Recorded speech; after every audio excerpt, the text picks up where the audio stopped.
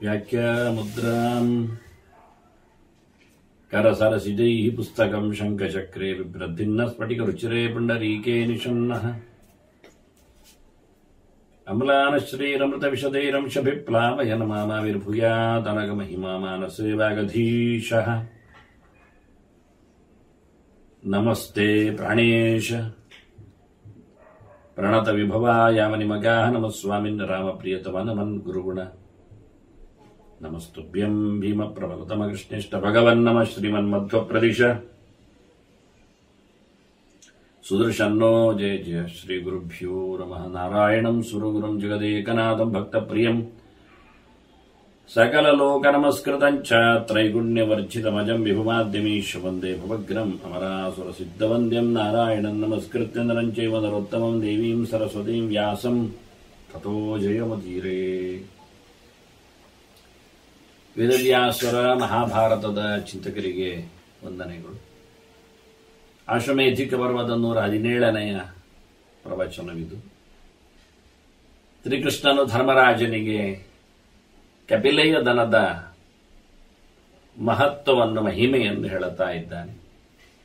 ಧರ್ಮರಾಜನು ದನದ ದಾನದ ಬಗ್ಗೆ ಬಹಳ ಬಾರಿ ಕೇಳಿದ್ದಾನೆ.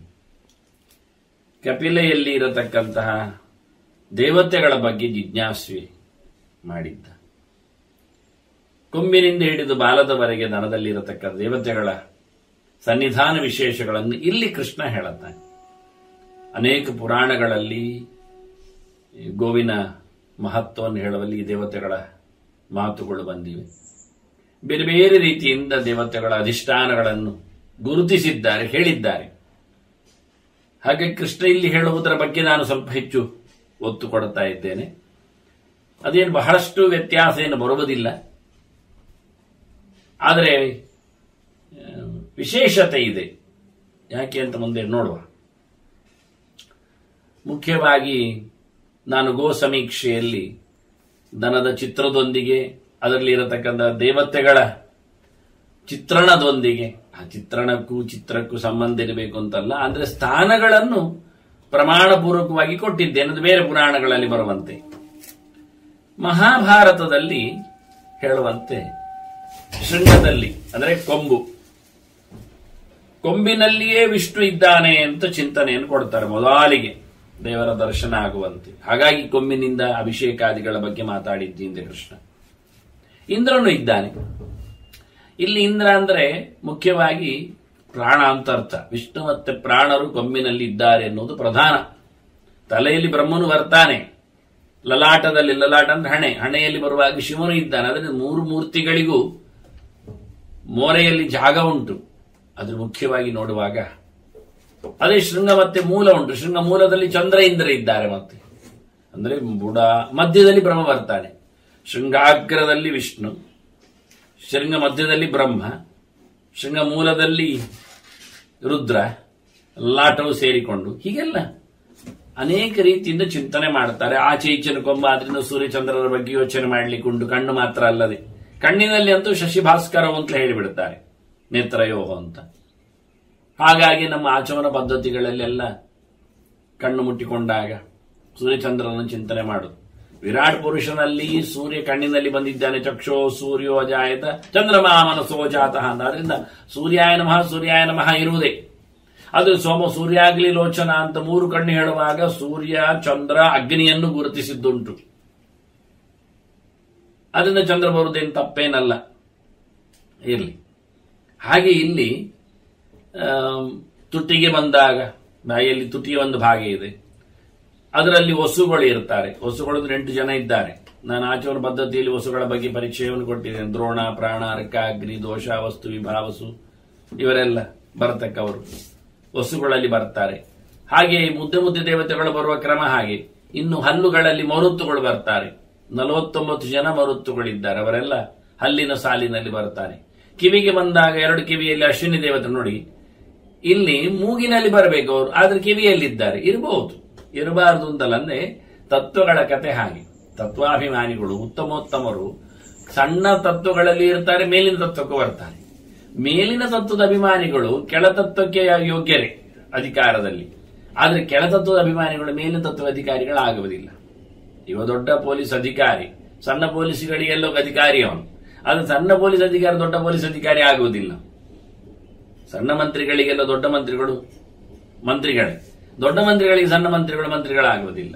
ಹಾಗೆ ಅದರಂತೆ ಸಣ್ಣ ಪುಟ್ಟ ಅಧ್ಯಾಪಕರಿಗೆಲ್ಲ ಪ್ರಾಂಶುಪಾಲ ದೊಡ್ಡ ಜನ, ಆದ್ರೆ ಪ್ರಾಂಶುಪಾಲರಿಗೆ ಇತರ ಅಧ್ಯಾಪಕರು ದೊಡ್ಡ ಜನ ಆಗುವುದಿಲ್ಲ. ಹೇಗೂ ಹಾಗೆ ಗುರುಕುಲಗಳಲ್ಲೆಲ್ಲ ಹೇಳಿಕೊಂಡಾಗ ಇದು ತತ್ವಗಳ ಕ್ರಮ. ನಮ್ಮ ತತ್ವಗಳಲ್ಲಿ ಕೆಳಕ್ಕೆಳಗಿನ ತತ್ವಗಳಿಗೆ ಮೇಲ್ಮೇಲಿನ ಅಧಿಕಾರಿಗಳು ಎಲ್ಲರೂ ತತ್ವಾಭಿಮಾನಿಗಳಾಗ್ತಾರೆ. ಆದ್ರೆ ಸ್ಪೆಷಲ್ ಆಗಿ ಕೆಲವರನ್ನು ಹೇಳುವಾಗ ಸಣ್ಣವರನ್ನು ದೊಡ್ಡವರನ್ನು ಗುರುತಿಸುವುದುಂಟು, ಇಲ್ಲೇನಲ್ಲ. ಈಗ ಚಿಂತನೆಗೆ ಪ್ರಧಾನವಾಗಿ ನಿಲ್ಲುವಂಥದ್ದು ಪ್ರಾಣ ಬ್ರಹ್ಮ ಎಲ್ಲ ಆದಾಗ, ಚಿತ್ತಾಭಿಮಾನಿ ಎಲ್ಲ ಅವನಾದುವಾಗ ಸಣ್ಣ ಪುಟ್ಟವಾದ ಮನಸ್ಸಿನ ಯೋಚನೆಗಳಿಗೆ ರುದ್ರನನ್ನು ಕರೀದಿಲ್ವಾ? ಇನ್ನೂ ಸಣ್ಣ ಮಟ್ಟಿನಲ್ಲಿ ಅವನ ಸ್ಕಂದನನ್ನು ಗುರುತಿಸ್ತೇವೆ. ಸ್ಕಂದನೇಂದ್ರೋ ಮನ ಉಚ್ಯತೆ ಎಂದು ನೋಡಿ. ಮನಸ್ಸಿಗೆ ಪ್ರಧಾನ ಅಧಿಪತಿ ಹೇಳಿದ್ರೆ ರುದ್ರ ಅಂತ ಹೇಳಿದ್ರು, ಅದಕ್ಕೂ ಪ್ರಧಾನವಾಗಿ ಚಿತ್ತ ಚೇತನ ಎಲ್ಲ ವರ್ಗಗಳು ನೋಡ್ಲಿಕ್ಕೆ ಹೋದ್ರೆ ಬುದ್ಧಿಯೆಲ್ಲ ಇರ್ಲಿಕ್ಕಾಗಿ ಅದರ ಆಚೆಗೆ ಸರಸ್ವತಿ ಬ್ರಹ್ಮ ಎಲ್ಲ ಬರ್ತಾರೆ. ಅದರಂತೆ ಇಲ್ಲಿ ಸಹ ಅನೇಕ ದೇವತೆಗಳು ಅನೇಕ ತತ್ವಗಳಲ್ಲಿ ಅಂಗಗಳಲ್ಲಿ ಆಶ್ರಯವನ್ನು ಪಡೆದು ಕೂತಿದ್ದಾರೆ. ಆದ್ರೆ ಗುರುತಿಸಿಕೊಂಡಾಗ ಇಂಥ ಕಡೆಯಲ್ಲಿ ಇಂಥವರು ಅಂತ. ನಾಲಿಗೆಯಲ್ಲಿ ಯಾರನ್ನು ಹೇಳುವ, ನಾಲಿಗೆಯಲ್ಲಿ ವರ್ಣನನ್ನು ಹೇಳುತ್ತಾರೆ ನಮ್ಮೆಲ್ಲ ನಾಲಿಗೆಯಲ್ಲಿ ಇರುವಂತೆ. ಆದ್ರೆ ಇಲ್ಲಿ ವೇದವ್ಯಾಸನ ಹೇಳುವಾಗ ಸರಸ್ವತಿಯನ್ನು ಇಲ್ಲಿ ಕೃಷ್ಣ ತೋರಿಸಿಕೊಡ್ತಾನೆ. ಮಾತಿನಲ್ಲಿ ಸ್ವರದಲ್ಲಿ ಅವಳಿದ್ದಾಳೆ ನಿಜವಾಗಿ, ಅದು ಇಲ್ಲಿ ಗುರುತಿಸಲಿಲ್ಲ ಅವರು. ಬಾಯಿ ಅಂಶವನ್ನು ಹೇಳುವಾಗ ಬಾಯಿಯಲ್ಲಿ ಅಗ್ನಿಯನ್ನು ಹೇಳಿದ್ರು, ಅದು ಸರಿ. ಆದ್ರೆ ನಾಲಿಗೆಗೆ ಬಂದಾಗ ಮಾತಾಡುವಂತೆ ಇರ್ಲಿಕ್ಕೆ ಬೇಕೇ ಬೇಕಾದ್ರಿಂದ ಸರಸ್ವತಿ ಇದ್ದಾಳೆ, ಇಲ್ಲಿ ಅವಳನ್ನು ಗುರುತಿಸ್ತಾರೆ. ಇನ್ನು ಮೂಗಿನಲ್ಲಿ ಬಂದಾಗ ಜ್ಯೇಷ್ಠ ಲಕ್ಷ್ಮಿ ಇದ್ದಾಳೆ. ಮೋರೆಯಲ್ಲಿ ತುದಿಯಲ್ಲಿ ಇರುವುದು ಮೂಗು, ದೊಡ್ಡ ಕೈಯಲ್ಲಿದ್ದಾಳೆ ಅಲಕ್ಷ್ಮಿ, ಲಕ್ಷ್ಮಿ ಬಾಲದಲ್ಲಿದ್ದಾಳೆ. ಅದರಿಂದ ಯಾವುದನ್ನು ಮುಟ್ಟಬೇಕು ಯೋಚನೆ ಮಾಡಿ. ದನದ ಮೂಗನ್ನು ಮುಟ್ಟುವುದಾ ಬಾಲವನ್ನು ಮುಟ್ಟುವುದಾ ಅಂತ. ಮೂಗು ಮುಟ್ಟಿದ್ರೆ ಅಲಕ್ಷ್ಮಿ ಇದ್ದಾಳೆ, ಬಾಲ ಮುಟ್ಟಿದ್ರೆ ಲಕ್ಷ್ಮಿ ಬರ್ತಾಳೆ. ಬಾಲದಲ್ಲಿ ಸೋಮನಿದ್ದಾನೆ ಬೇರೆ ಕಡೆ, ಮತ್ತೆ ಬೆನ್ನಿನಲ್ಲಿ ಪಿತೃಗಳಿದ್ದಾರೆ, ಎಲ್ಲ ಪಿತೃದೇವತೆಗಳೆಲ್ಲ ಬರ್ತಾರೆ ಅಲ್ಲಿ. ಹಾಗೆ ಎದೆಯಲ್ಲಿ ಸ್ಕಂದ ಬರ್ತಾನೆ, ಇಲ್ಲಿ ಅದರ ಎದುರಿಗೆ ಎದೆಯ ಸ್ಥಾನದಲ್ಲಿ. ಇನ್ನು ಕೆಳಗೆ ಗೊರಸಿಗೆ ಹೋದ್ರೆ ಅದರ ಉಗುರುಗಳಿಗೆ, ಅದರ ತುದಿಯಲ್ಲಿ ಹಾವುಗಳು, ಮತ್ತೆ ಗಂಧರ್ವರು ಸೇರಿದ್ದಾರೆ. ಮತ್ತೆ 4 ಸಮುದ್ರಗಳೇ 4 ಕೆಚ್ಚಲುಗಳಿದ್ದಾರೆ. ಆ ಸಮುದ್ರ ದೇವತೆಗಳೆಲ್ಲ ಆಶ್ರಯವನ್ನು ಪಡೆದಿದ್ದಾರೆ. ಇನ್ನು ವಾಸವಕ್ಷೌಚ ಗಂಡಯೋಹ ಅಂತ ಕೆನ್ನೆ ಕಪೋಲ ಪ್ರದೇಶ ಇಲ್ಲಿ ಬರಲಿಲ್ಲ, ಬೇರೆ ಪುರಾಣದಲ್ಲಿ ಬಂದಂತ ಕೇಳುತ್ತೆ. ಇನ್ನು ಮಾಸಾಭಿಮಾನಿಗಳು, ತಿಂಗಳ ದೇವತೆಗಳು, ಭಕ್ಷಾಭಿಮಾನಿಗಳು, ಭಕ್ಷ್ಯಕ್ಕೆಲ್ಲ ಪ್ರಾಣಭಾರತೀಯರು ಇದ್ದಾರೆ, ಸೂರ್ಯಚಂದ್ರರು ಬರ್ತಾರೆ. ಇನ್ನು ನೋಡ್ಲಿಕ್ಕೆ ಹೋದ್ರೆ ರೋಮಕೂಪೇಶು ಮುನಯ ಚರ್ಮಣ್ಯೇವ ಪ್ರಜಾಪತಿ, ಇನ್ನು ದಕ್ಷ ಪ್ರಜಾಪತಿಗೆ ಆದಿ ಮುಂತಾದವರೆಲ್ಲ ಚರ್ಮದಲ್ಲಿದ್ದಾರೆ. ಅದರ ರೋಮಗಳಲ್ಲಿ ಎಲ್ಲ ಋಷಿಮುನಿಗಳೆಲ್ಲ ಆವಾಸವನ್ನು ಪಡೆದಿದ್ದಾರೆ, ಅವರೆಲ್ಲ ನೆಲೆಗೊಂಡಿದ್ದಾರೆ. ನಿಶ್ವಾಸೇ ಸುಸ್ಥಿತ ವೇದಾಹ, ಇನ್ನು ಅವುಗಳು ಉಸಿರು ಬಿಟ್ರೆ ವೇದಗಳು ಸಶರಂಗ ಪದಕ್ರಮ, ಶಿಕ್ಷಾ ವ್ಯಾಕರಣ ಛಂದಸ್ಸು ನಿರುಕ್ತ ಜ್ಯೋತಿಷ, ಈ ಸರ್ವಾಂಗ ದೇವತೆಗಳು, ಚತುರ್ವೇದಗಳ ದೇವತೆಗಳು. ಅದರೊಟ್ಟಿಗೆ ಈ ವೇದದಲ್ಲಿ 2 ಕ್ರಮ ಇದೆ. ಅಂದ್ರೆ ಸಂಹಿತೆ, ಅದನ್ನು ನಾವು ಪದ ವಿಭಾಗದಲ್ಲಿ ಹೇಳಲಿಕ್ಕೆ ಬರ್ತದೆ. ಹಾಗಾಗಿ ಪದಕ್ಕೂ ದೇವತೆಗಳ ವ್ಯವಸ್ಥೆ ಚಿಂತನೆ ಮಾಡಲಿಕ್ಕೆ ಉಂಟು. ಸಂಹಿತಾ ಪಾಠ ಪದಪಾಠ ಅಂತ 2 ಸ್ಪೆಷಲ್. ಅಗ್ನಿಮೀಳೆ ಪುರೋಹಿತಂ ಯಜ್ಞಸ್ಯ ದೇವ ಮೃತ್ಯುಜಂ, ಹೀಗೆ ಚಿಂತನೆ ಮಾಡೋದು ಒಂದು ಬಗೆ. ಇನ್ನೊಂದು ಇದನ್ನು ಪದ ಒಡೆದು ಒಂದೊಂದು ಪದದಲ್ಲಿ ಭಗವಂತನ ಚಿಂತನೆ ಮಾಡಲಿಕ್ಕೋಸ್ಕರ ಅಗ್ನಿಂ ಈಳೆ ಪುರೋಹಿತಮಿತಿ ಪುರಃ ಹಿತಂ, ಹೀಗೆ ಶಬ್ದಗಳನ್ನು ಒಡೆದಾಗ ಅದರ ಸ್ವರಗಳ ಭಾರಕ್ಕೆ ನಿಲುಕಿ ಅರ್ಥ ಚಿಂತನೆ ಮಾಡಲಿಕ್ಕೆ ಅನುಕೂಲ ಆಗತ್ತೆ. ಯಜ್ಞಸ್ಯ ದೇವಂ ಋತ್ವಿಜಂ ಹೋತಾರಂ ರತ್ನ ಧಾತಮಮಿತಿ ರತ್ನ ಧಾತವಂ, ಸಮಸ್ತ ಪದಗಳಿದ್ರೂ ಒಡೆದು ಹೇಳಬೇಕು. ಮತ್ತೆ ಲೆಕ್ಕ ಎಷ್ಟಾಗುತ್ತೆ ಪದ ಚಿಂತನೆ ಮಾಡಲಿಕ್ಕಾಗುತ್ತೆ. ಈ ಪದಕ್ಕೆ ಪದಪಾಠಕ್ಕೆ ಸಂಹಿತೆ ಪಾಠಕ್ಕಿಂತ ಪದ ವಿಂಗಡಣೆ ಮಾಡಿ ಹೇಳಿದ್ದಕ್ಕೆ ಡಬಲ್ ಪುಣ್ಯ, ಡಿಲೇ ಆಗ್ತದೆ, ಅವಧಾನ ಹೆಚ್ಚಾಗ್ತದೆ ಅಂತ ವಿಶೇಷ ನೋಡಿ. ಇದು ವೇದಕ್ಕೆ ಮಾತ್ರ. ನೀವು ಪುರಾಣಗಳಿಗೆ ಬಂದಾಗ ಈಗ ನೀವೊಂದು ಯಾವುದೋ ಒಂದು ಸ್ತೋತ್ರ ಮಂತ್ರ ಹೇಳ್ತೀರಿ ಇಟ್ಟುಕೊಳ್ಳುವ, ಆಗ ರಾಮಾಯ ರಾಮಭದ್ರಾಯ ರಾಮಚಂದ್ರಾಯ ವೇದಸೆ ರಘುನಾಥಾಯ ನಾಥಾಯ ಸೀತಾಯ ಪತಯೇ ನಮಃ, ಇಲ್ಲಿ ಈಗ ಮಂತ್ರ ಹೇಳಿದ್ದಕ್ಕೆ ಫಲ ಬಂತು. ರಾಮಾಯ ರಾಮಭದ್ರಾಯ ರಾಮಚಂದ್ರಾಯ ವೇದಸೆ, ಹೀಗೆ ನೀವು ನಿಲ್ಲಿಸಿ ಪದವನ್ನು ವಿಭಾಗ ಮಾಡಿ ಹೇಳಿದ್ರೆ ಹೇಳಿದ್ದಕ್ಕೆ ವಿಶೇಷ ಫಲ ಇಲ್ಲ ಅಷ್ಟೇ. ಶ್ಲೋಕ ಹೇಳಿದ್ದಷ್ಟೆ. ಅದು ಮಕ್ಕಳು ಹೇಳಲಿಕ್ಕೆ ಬಾರದವ್ರು ಹಾಗೆ ಹೇಳ್ತಾರೆ, ಒಂದೊಂದೇ ಪದ ಹೆಕ್ಕಿ ಹೆಕ್ಕಿ ನೋಡಿ ನೋಡಿ ಮೆಲ್ಲಕ್ಕೆ ತಪ್ಪಾಗದಂತೆ ಹೇಳ್ತಾರೆ ಉಚ್ಚಾರಣೆ ಸೌಕರ್ಯಕ್ಕಾಗಿ. ಅದು ವೇದದಲ್ಲಿ ಆಗಲ್ಲ. ವೇದದಲ್ಲಿ ಬಿಡಿಸಿ ಹೇಳಿದ್ದಕ್ಕೆ ಪ್ರತ್ಯೇಕವಾಗಿ ತಿಳಿಸಿ, ಇದಂ ವಿಷ್ಣು ವಿ ಚಕ್ರಮೇ, ಹೀಗೆ ಪ್ರತ್ಯೇಕವಾಗಿ ಹೇಳಿದ್ದಕ್ಕೆ ಡಬಲ್ ಪುಣ್ಯವನ್ನು ಭಗವಂತ ಕರುಣಿಸ್ತಾನೆ ಅಂತ. ಇದು ಅವರಿಗೆ ಕೊಡತಕ್ಕಂತಹ ಪ್ರಮಾಣ ವಿಶೇಷ. ಇದೆಲ್ಲ ಅದರ ಶ್ವಾಸದಲ್ಲಿ ಉಂಟು ವೇದದ್ದು. ವೇದಗಳ ದೇವತೆಗಳಿವರೆಲ್ಲ ದನದ ಶ್ವಾಸದಲ್ಲಿ ಉಸಿರು ಬಿಡುವಲ್ಲಿ ನಾಸಾಪುಟೇಸಿತಾ ಗಂಧಾ ಪುಷ್ಪಾಣಿ ಸುರಭೀಣಿ ಚ. ಇನ್ನು ಮೂಗಿನ ಹೊರಳೆಗಳಲ್ಲಿ ಹೂಗಳ ದೇವತೆಗಳು, ಪರಿಮಳದ ಹೂಗಳ ದೇವತೆಗಳು, ಬಹಳ ದೊಡ್ಡ ದೊಡ್ಡವುಗಳು ಪರಿಮಳಗಳು, ಇವೆಲ್ಲ ಅಲ್ಲಿ ಕೂತಿವೆ ಅಂತ. ಅಂದ್ರೆ ಪರಿಮಳ ಮುಂತಾದವುಗಳಿಗೆಲ್ಲ ಅಭಿಮಾನಿಗಳಾಗಿ ಪಾರ್ವತ್ಯಾದಿಗಳು ಬರ್ತಾರೆ. ಪಾರ್ವತಿ ಬೇರೆ ಕಡೆ ಇದ್ದಾಳೆ. ಇಲ್ಲಿ ಸಾಧ್ಯಾಹ ದೇವಾಹ ಸ್ಥಿತಾಹ ಕಕ್ಷೆ, ಅದರ ಕಂಕುಳಲ್ಲಿ ಕಾಲಿನ ಎಡೆಯಲ್ಲಿ ಅಲ್ಲೆಲ್ಲ ಸಾಧ್ಯ ದೇವತೆಗಳು ಕೂತಿದ್ದಾರೆ. ಅವರು 10 ಜನ ಇದ್ದಾರೆ ಎಂದು ಗುಂಪಲ್ಲಿ ಹೇಳಲಿಕ್ಕೆ ಅವರಿದ್ದಾರೆ. ಮತ್ತೆ ವಿಶ್ವ ದೇವತೆಗಳಂತೆ ಸಾಧ್ಯರು ಇದ್ದಾರೆ.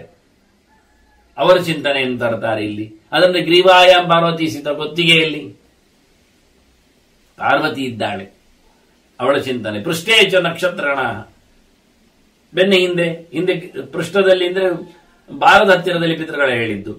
ಈಗ ಬೆನ್ನ ಹಿಂದೆ ಬಂದಾಗ ಮೇಲಕ್ಕೆ ಸೀದಾ ಕುತ್ತಿಗೆ ನಂತರದ ಸ್ಥಾನದಲ್ಲಿ ಅಲ್ಲೆಲ್ಲ ನಕ್ಷತ್ರಗಳು, ಆ ದೇವತೆಗಳು ಎಲ್ಲ ಬರ್ತಾರೆ.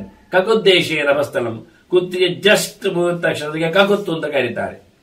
ಮನುಷ್ಯರಿಗಾದ್ರೆ ತಲೆ ಬೆನ್ನ ಮೇಲೆ ಅಂದ್ರೆ ತಲೆ ಪಕ್ಕದಲ್ಲಿ ಕುಳ್ಳಿರಿಸಿ ಮಕ್ಕಳನ್ನು ಕರ್ಕೊಂಡು ಹೋಗ್ತಾರಲ್ಲ, ಕುತ್ತಿಗೆ ಹಿಂಭಾಗಕ್ಕೆ ಕಕುತ್ತು ಹೆಸರು. ಅದು ದನದ ಜಾಗ. ಅಲ್ಲಿ ಅಂತರಿಕ್ಷ ದೇವತೆ ಇದ್ದಾಳೆ. ಬೇಕಾದ್ರೆ ಅಂತರಿಕ್ಷಕ್ಕೆ ನಾಭ್ಯಾಸಿದ ಅಂತರಿಕ್ಷಂ ಅಂತೇಳಿ ನಭಸ್ಥಳಾಧಿಪತಿಯಾದ ವಿನಾಯಕನನ್ನು ಬೇಕಾದ್ರೆ ಹೇಳಿ. ಅವರಿದ್ದಾನೆ ಅಲ್ಲಿ, ಗಣಪತಿ ಬರ್ತಾನಲ್ಲಿ ಅಂತ ಹೇಳ್ತಾರೆ. ಅಪಾನೆ ಸರ್ವತೀರ್ಥಾನಿ, ಅವಳು ಮತ್ತೆ ಪೃಷ್ಠ ಹಿಂಬದಿಯಲ್ಲಿ ಕುಂಡೆಯಲ್ಲಿ ಹೇಳಿದ್ರೆ ಎಲ್ಲ ತೀರ್ಥಾಭಿಮಾನಿ ದೇವತೆಗಳೆಲ್ಲ ಇದ್ದಾರೆ. ಮತ್ತೆ ಅಲ್ಲಿಂದ ಮೂತ್ರ ಬರ್ತದೆ. ಯಾವುದು? ಗೋಮೂತ್ರ. ಹೌದು, ಅದರಲ್ಲಿ ಗೋಮೂತ್ರ ಜಾಹ್ನವಿ ಸ್ವಯಂ ಗಂಗೆ. ಗೋಮೂತ್ರದಲ್ಲಿ ಗಂಗೆ ಬಂದು ಕೂತ್ಬಿಟ್ಟಿದ್ದಾಳೆ. ಹಾಗೆ ಗೋಮೂತ್ರ ಪ್ರಾಶನ, ಪ್ರೋಕ್ಷಣೆ, ಪಂಚಗವ್ಯ ಎಲ್ಲ ಯಾಕೆ ಪ್ರಶಸ್ತ ಕೇಳಿದ್ರೆ ಸ್ವಯಂ ಗಂಗೆ. ಇನ್ನು ಗೋಮಯದಲ್ಲಿ ಹೇಳಲಿಲ್ಲ ನೀವು, ಅಷ್ಟೈಶ್ವರ್ಯಮಯೀ ಲಕ್ಷ್ಮೀ ಗೋಮಯೇ ವಸತೆ ಸದಾ. ಗೋಸಮೀಕ್ಷೆಯಲ್ಲಿ ಮೊದಲಿಗೆ ಎತ್ತಿಕೊಂಡಿದ್ದೆ ನಾನು ಈ ಗೆರೆಯನ್ನು. ನನಗೆ ಗೋಸಮೀಕ್ಷೆಯಲ್ಲಿ ನಂಬರ್ 1 ಯಾವುದು ಕೇಳಿದ್ರೆ ಫಸ್ಟ್ ಮಹಾಭಾರತದ ಈ ಗೆರೆ ಅಲ್ಲಿ ಹಾಕಿದ್ದೇನೆ ನಾನು. ಮೊದಲು ಗೋಸಮೀಕ್ಷೆಯಲ್ಲಿ ಮುಟ್ಟಿದ್ದು ಯಾವುದನ್ನು ಕೇಳಿದ್ರೆ ಗೋಮಯವನ್ನು ನಂಬರ್ 1 ಅಲ್ಲಿ. ಗೋಮಯದಲ್ಲಿ ಯಾರಿದ್ದಾರೆ? ಗೋಮಯ ಅಂದ್ರೆ ಕೌಡಾಂಗ್, ಸೆಗಣಿ. ಅದರಲ್ಲಿ ಲಕ್ಷ್ಮಿ ಇದ್ದಾಳೆ, ಸಾಮಾನ್ಯ ಅಲ್ಲ. ಅಷ್ಟು ಐಶ್ವರ್ಯ ಲಕ್ಷ್ಮಿ, ಅಷ್ಟೈಶ್ವರ್ಯಮಯಿ ಲಕ್ಷ್ಮಿಯಿಂದ ನಾವೆಲ್ಲ ಅಷ್ಟಲಕ್ಷ್ಮಿಯರನ್ನು ಕರಿತೇವಲ್ಲ. ವಾರಕ್ಕೆ ನಮಗೆ ಲೆಕ್ಕ ಹಾಕಿದ್ರೆ 7 ಸಿಗುದು, 8 ಇಲ್ಲ. ಆದ್ರೆ ಲಕ್ಷ್ಮಿ 8 ಇದ್ದಾಳೆ, 8 ಕಡೆಯಲ್ಲಿದ್ದಾಳೆ. ಯಾಕೆಂದ್ರೆ 8 ಭಗವಂತನ ರೂಪಗಳು ಸುತ್ತ ಕೂತಿವೆ ಅಲ್ವಾ. ಹೃದಯೇಷ್ಟ ದಳಂ ಪದ್ಮ ಅಂತ, ಹೃದಯದಲ್ಲಿ 8 ದಳದ ಪದ್ಮ ಇದೆ, ನಡುವೆ ನಾರಾಯಣ ಇದ್ದಾನೆ. ಸುತ್ತಲೂ ಯಾರಿದ್ದಾರೆ ಹೇಳಿದ್ರೆ ಸುತ್ತಲೂ ಲಕ್ಷ್ಮಿ ಇದ್ದಾಳೆ. ಆದ್ರಿಂದ ಹೃದಯ ನಮ್ಮದು ಗಟ್ಟಿ. ಎಲ್ಲಾ ಲಕ್ಷ್ಮೀರಲ್ಲೇ ಇದ್ದಾರೆ. ಭೋಗಲಕ್ಷ್ಮಿ, ಭಾಗ್ಯಲಕ್ಷ್ಮಿ, ಧನಲಕ್ಷ್ಮಿ, ಧಾನ್ಯಲಕ್ಷ್ಮಿ, ಐಶ್ವರ್ಯಲಕ್ಷ್ಮಿ, ರಾಜ್ಯಲಕ್ಷ್ಮಿ, ವಿದ್ಯಾಲಕ್ಷ್ಮಿ, ಗಜಲಕ್ಷ್ಮಿ, ಸಂತಾನಲಕ್ಷ್ಮಿ, ಆದಿಲಕ್ಷ್ಮಿ, ಮೋಕ್ಷಲಕ್ಷ್ಮಿ, ಸಿದ್ಧಿಲಕ್ಷ್ಮಿ. ಎಂತ ಸಂಖ್ಯೆ ಜಾಸ್ತಿ ಆಯ್ತಾ? ದಳ ಹೆಚ್ಚಿಡ್ಬೇಕಾಗ್ತದಲ್ಲ. ಒಂದೊಂದ್ರಲ್ಲಿ ಇಬ್ಬರಿಬ್ಬರು ಕೂತ್ಕೊಳ್ಳಿ, ಹೇಗೆ ಮಿಸ್ ಆಗಬಾರ್ದಲ್ಲ. ಮತ್ತೆ ಇದು ಒಳ್ಳೆ ಕಥೆ ಆಯ್ತಲ್ಲ. ಅದಕ್ಕೆ ನಮಗೆ ಗೊತ್ತಿರುವುದು 8. ವಾಸ್ತವವಾಗಿ ನಾನು ಅದಕ್ಕೆ ಹೇಳುದು ಅಷ್ಟೈಶ್ವರ್ಯ ಅಂದ್ರೆ ಅಷ್ಟ ಅಂದ್ರೆ 8. ನಾನು ಅಷ್ಟು ಐಶ್ವರ್ಯ ಲಕ್ಷ್ಮಿ ಇದ್ದಾಳೆ ಹೇಳುದ. ಎಲ್ಲ ಬಗೆಯ ಲಕ್ಷ್ಮಿ. ಯಾಕೆಂದ್ರೆ ಯಾ ದೇವಿ ಸರ್ವಭೂತೇಶು ನಿದ್ರಾ ರೂಪೇಣ ಸಂಸ್ಥಿತ. ನಿದ್ರಾ ಲಕ್ಷ್ಮಿ ಹೇಳೋ ನಮಗೆ ಬೇಕಲ್ಲ. ಮತ್ತೆ ಅವಳು ಬೇಕು. ನಿದ್ರಾ ಲಕ್ಷ್ಮಿ ಇದ್ದಾಳೆ, ಕೀರ್ತಿನ ಲಕ್ಷ್ಮಿ ಇದ್ದಾಳೆ, ಅವರನ್ನೆಲ್ಲ ಮರೆತು ಬಿಡುದ ನಾವು. ಮತ್ತೆ ತುಷ್ಟಿ ಇದ್ದಾಳೆ, ಪುಷ್ಟಿ ಇದ್ದಾಳೆ. ಹಾಗಾಗಿ ಎಲ್ಲೋ ಬಗೆಯ ಗುಣವಂತಿಕೆಯ ಜೊತೆಯಲ್ಲಿ ಮಾತಿನ ಲಕ್ಷ್ಮಿ, ಶುದ್ಧವಾದ, ಹೀಗಾಗಿ ಎಲ್ಲ ಬಗೆಯ ಲಕ್ಷ್ಮಿಗಳು. ಅಷ್ಟ ಅಂದ್ರೆ ವ್ಯಾಪ್ತ ಅಂತ ಈಗ ಅರ್ಥ ಮಾಡಿ. ಅಷ್ಟಕ್ಕೆ 8 ಒಂದು ಅರ್ಥ ಅಲ್ಲ, ಅಶುವ್ಯಾಪ್ತ ಒಂದು. ಎಲ್ಲೆಡೆ ತುಂಬಿದ ಅದ್ಭುತವಾದ ಪವರ್ಫುಲ್ ಲಕ್ಷ್ಮಿ ಸೆಗಣಿಯಲ್ಲಿದ್ದಾಳೆ. ಆದ್ರಿಂದ ನಾನು ಹೇಳುವುದು, ಎಷ್ಟೋ ಬಾರಿ ಹೇಳಿದ್ದೇನೆ, ಮನೆಯಲ್ಲಿ ಒಂದು ಇರಲಿ. ಏನು? ಸೆಗಣಿ ಮುದ್ದೆ. ಎಲ್ಲೆಡೆ ಅಂತ ಸೇರಿಸಬೇಕು. ನೀವು ಯಾವ ಕೋಣೆಯಲ್ಲಿದ್ರೂ ಒಂದು ಸೆಗಣಿ ಇಡ್ಲಿಕ್ಕೆ ಜಾಗ ಇಡಿ. ಒಣಗಿಸಿಕೊಂಡಿಡಿ, ಸಮಸ್ಯೆ ಇಲ್ಲ. ಆಗ ನಿಜವಾಗಿ ಹಸಿ ಬೇಕು, ಸರ್ತಿ ಶುದ್ಧಕ್ಕೆ ಆವತ್ತಾವತ್ತಿನಲ್ಲಿ ತರಬೇಕು, ಇರಲಿ. ಆದ್ರೆ ಹಳತ್ತನ್ನು ಬಿಸಾಡಿ ಹೇಳಲಿಲ್ಲಲ್ಲ, ಒಳ್ಳೇದು ಮಾಡುವ. ಚಂದ ಮಾಡಿ ಬಿಸಿಲಲ್ಲಿ ಒಣಗಿಸಿದ್ರೆ ಅದರಲ್ಲಿ ಮತ್ತೆ ಹುಳ ಬಾಧೆ ಏನು ಬರುವುದಿಲ್ಲ. ಚಂದ ಮಾಡಿ ಅದನ್ನು ಕರಡಿಕೆಯಲ್ಲಿ, ಒಳ್ಳೆ ಕರಡಿಕೆಯಲ್ಲಿ ತೆಗೆದಿಡ್ಲಿಕ್ಕೆ ಬರ್ತದೆ. ಪ್ರತಿಯೊಂದು ಕೋಣೆಯಲ್ಲಿ, ಪ್ರತಿಯೊಂದು ಸ್ಟ್ಯಾಂಡಿನಲ್ಲಿ, ಪ್ರತಿಯೊಂದು ಕಿಟಕಿಯಲ್ಲಿ ಎಲ್ಲ ಇಟ್ಟುಬಿಟ್ರೆ ಮನೆ ತುಂಬ ಲಕ್ಷ್ಮಿ ಇದ್ದಾಳೆ. ಯಾವುದೇ ರೋಗ ಅಂತೂ ಬರೋದಿಲ್ಲ. ಆರೋಗ್ಯ ಲಕ್ಷ್ಮಿ ಗ್ಯಾರಂಟಿ, ಅದು ಖಂಡಿತ. ಜೊತೆಯಲ್ಲಿ ನಾರಾಯಣನಿಗೆ ಇಷ್ಟವಾದಂಥವಳು. ಹಾಗಾಗಿ ಭಗವಂತ ಯಾವತ್ತಲ್ಲಿ ಇದ್ದಾನೆ, ಭಾಗ್ಯವಂತನಾಗಿರ್ತಾನೆ. ನಮಗೆ ಇನ್ನೇನು ಬೇಕು? ಅದರ ಆಚೆಗೆ ಏನು ಬೇಡ. ಹಾಗಾಗಿ ಬಹಳ ಚಂದವಾದಂತಹ ಶಾಂತಿ, ಮೋಕ್ಷ ಮುಂತಾದ ವಿದ್ಯೆ, ಕೀರ್ತಿ, ಎಲ್ಲ ಪ್ರಕಾರದ ಏನಲ್ಲದಿದ್ರೂ ಒಂದು ನಿದ್ದೆ, ಸುಖವಾದ ನಿದ್ದೆ, ಎಲ್ಲಿ ಬಿದ್ದುಕೊಂಡ್ರು ಆರೋಗ್ಯಕರವಾದಂತಹ ವಿಶ್ರಾಂತಿ ಆ ನೆಲೆಯಲ್ಲಿ ಆದರೂ ಇರಲಿ ಅಂತಾರೆ. ಹಾಗಾಗಿ ಎಲ್ಲ ಪ್ರಕಾರದ ಅದ್ಭುತವಾದ ಮಹಾಲಕ್ಷ್ಮಿ ಸೆಗಣಿಯಲ್ಲಿ ತಾನ ಸ್ಥಾನವನ್ನು ಪಡೆದಿದ್ದಾಳೆ. ಆದ್ರಿಂದ ಅದು ಪ್ರಧಾನವಾಗಿ ಪಂಚಗವ್ಯಕ್ಕೆ ಬೇಕಾಯಿತು, ಶುದ್ಧತೆಗೆ ಬೇಕಾಯಿತು, ಶುದ್ಧಿಗೆ, ದೇಹದ ಶುದ್ಧಿ, ನೆಲಶುದ್ಧಿಗೆ ಮಾತ್ರ ಗೋಮಯ ಅಲ್ಲ, ಪ್ರಾಶನದಿಂದ ನಮ್ಮಲ್ಲಿರತಕ್ಕ ಪಾಪ ನಿವೃತ್ತಿಗೆ. ಇನ್ನು ಮುಂದೆ ಹೋದ್ರೆ ಜಾನು ಜಂಗವೂರು ದೇಶೇಶು ಪಂಚತಿಷ್ಠಂತಿ ವಾಯವ ಪ್ರಾಣಾಪಾನ ವ್ಯಾನೋದಾನ ಸಮಾನ ಪಂಚಪ್ರಾಣ. ಇವರು ಕಾಲ್ಗಂಟಿನಲ್ಲಿ, ಮೊಣಕಾಲಿನಲ್ಲಿ, ದನದ ತೊಡೆ ಪ್ರದೇಶಗಳಲ್ಲಿ ಎಲ್ಲ ಜಾಗವನ್ನು ಪಡೆದಿದ್ದಾರೆ. ಕಾಲಿನಲ್ಲಿ ನಾವು ಗೊರಸನ್ನು ಮಾತಾಡಿದ್ದೆವು, ಪಾದದಿಂದ ಹಿಡಿದು ಉಳಿದ ಸ್ಥಾನಗಳು ಪೂರ್ತಿ ಸೊಂಟದವರೆಗೆ, ಸೊಂಟ ಹೇಳಿದ್ದೆವು, ಅಲ್ಲಿವರೆಗೆ ಪಂಚ ಪ್ರಾಣಗಳದ್ದೇ ಪ್ರವೇಶ. ಅಟೆ ಒಟ್ಟು ದನ ಅಂದ್ರೆ ದನ ಎಲ್ಲೆಡೆ ಮೇಯ್ಬೇಕಲ್ಲ, ಸಂಚಾರ ಮಾಡಬೇಕು, ಗುಡ್ಡ ಹತ್ತಬೇಕು, ಕೆಲವೊಮ್ಮೆ ಇಳಿಜಾರು ಇಳಿಬೇಕು, ನದಿ ತೀರಕ್ಕೆ ಹೋಗಬೇಕು, ನೀರು ಕುಡಿಲಿಕ್ಕೆ, ಜೊತೆಯಲ್ಲಿ ಹುಲ್ಲು ಮೇಯಲಿಕ್ಕೆ.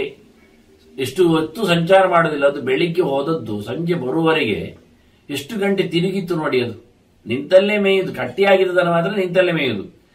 ಮತ್ತೆ ಈ ನಿಂತಲ್ಲಿ ಕಟ್ಟಿಯಾಗಿದ್ದ ದನವು ಹೋಗ್ತಾನೆ ಮೇಯ್ತದೆ, ಮತ್ತೆ ಪುನಃ ಮತ್ತೆ ಸುತ್ತು ಬರ್ತದೆ ಅಷ್ಟೇ ಹೊರತು ಅದು ನಿಲ್ಲುವುದಿಲ್ಲ, ನಿಂತೇ ತಿನ್ನುವುದಿಲ್ಲ. ಹಾಗಾಗಿ ದನಗಳು ಕಂಡಾಪಟ್ಟೆ ತಿರುಗುತ್ತವೆ. ಅಂದ ಕಾಲಿನಲ್ಲಿ ತ್ರಾಣ ಕೊಡ್ಲಿಕ್ಕೆ ಪ್ರಾಣನೇ ಪಂಚರೂಪದಲ್ಲಿ ಕುದಿದ್ದಾನೆ ಅಂತ ಉಲ್ಲೇಖ. ಇನ್ನು ಪಾರ್ಶ್ವ ಯೋಹೋ ಉಭಯೋಹೋ ಸರ್ವೇ ವಿಶ್ವೇ ದೇವ ಪ್ರತಿಷ್ಠಿತ. ಎರಡು ಬದಿಗಳಲ್ಲಿ ಅದರದ್ದು ಅತ್ತ ಇತ್ತ ಎಲ್ಲ ದೇವತೆಗಳು ಸೇರಿದ್ದಾರೆ. 10 ವಿಶ್ವೇ ದೇವತೆಗಳು ಬರ್ತಾರೆ ಅಲ್ಲಿಗೆ ಹೇಳಿ.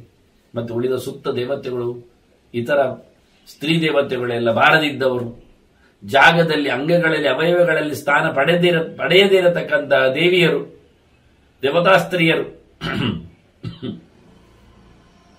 ಅವರೆಲ್ಲ ಸುತ್ತು ನಿಂತು ಸೇವೆ ಮಾಡ್ತಾ ಇದ್ದಾರೆ. ದನತ್ತು ಸೇವಂತೆ ಕಪಿಲಾಂ ಸದಾ ದಿಶಶ್ಚ ಪ್ರದಿಶಶ್ಚೈವ.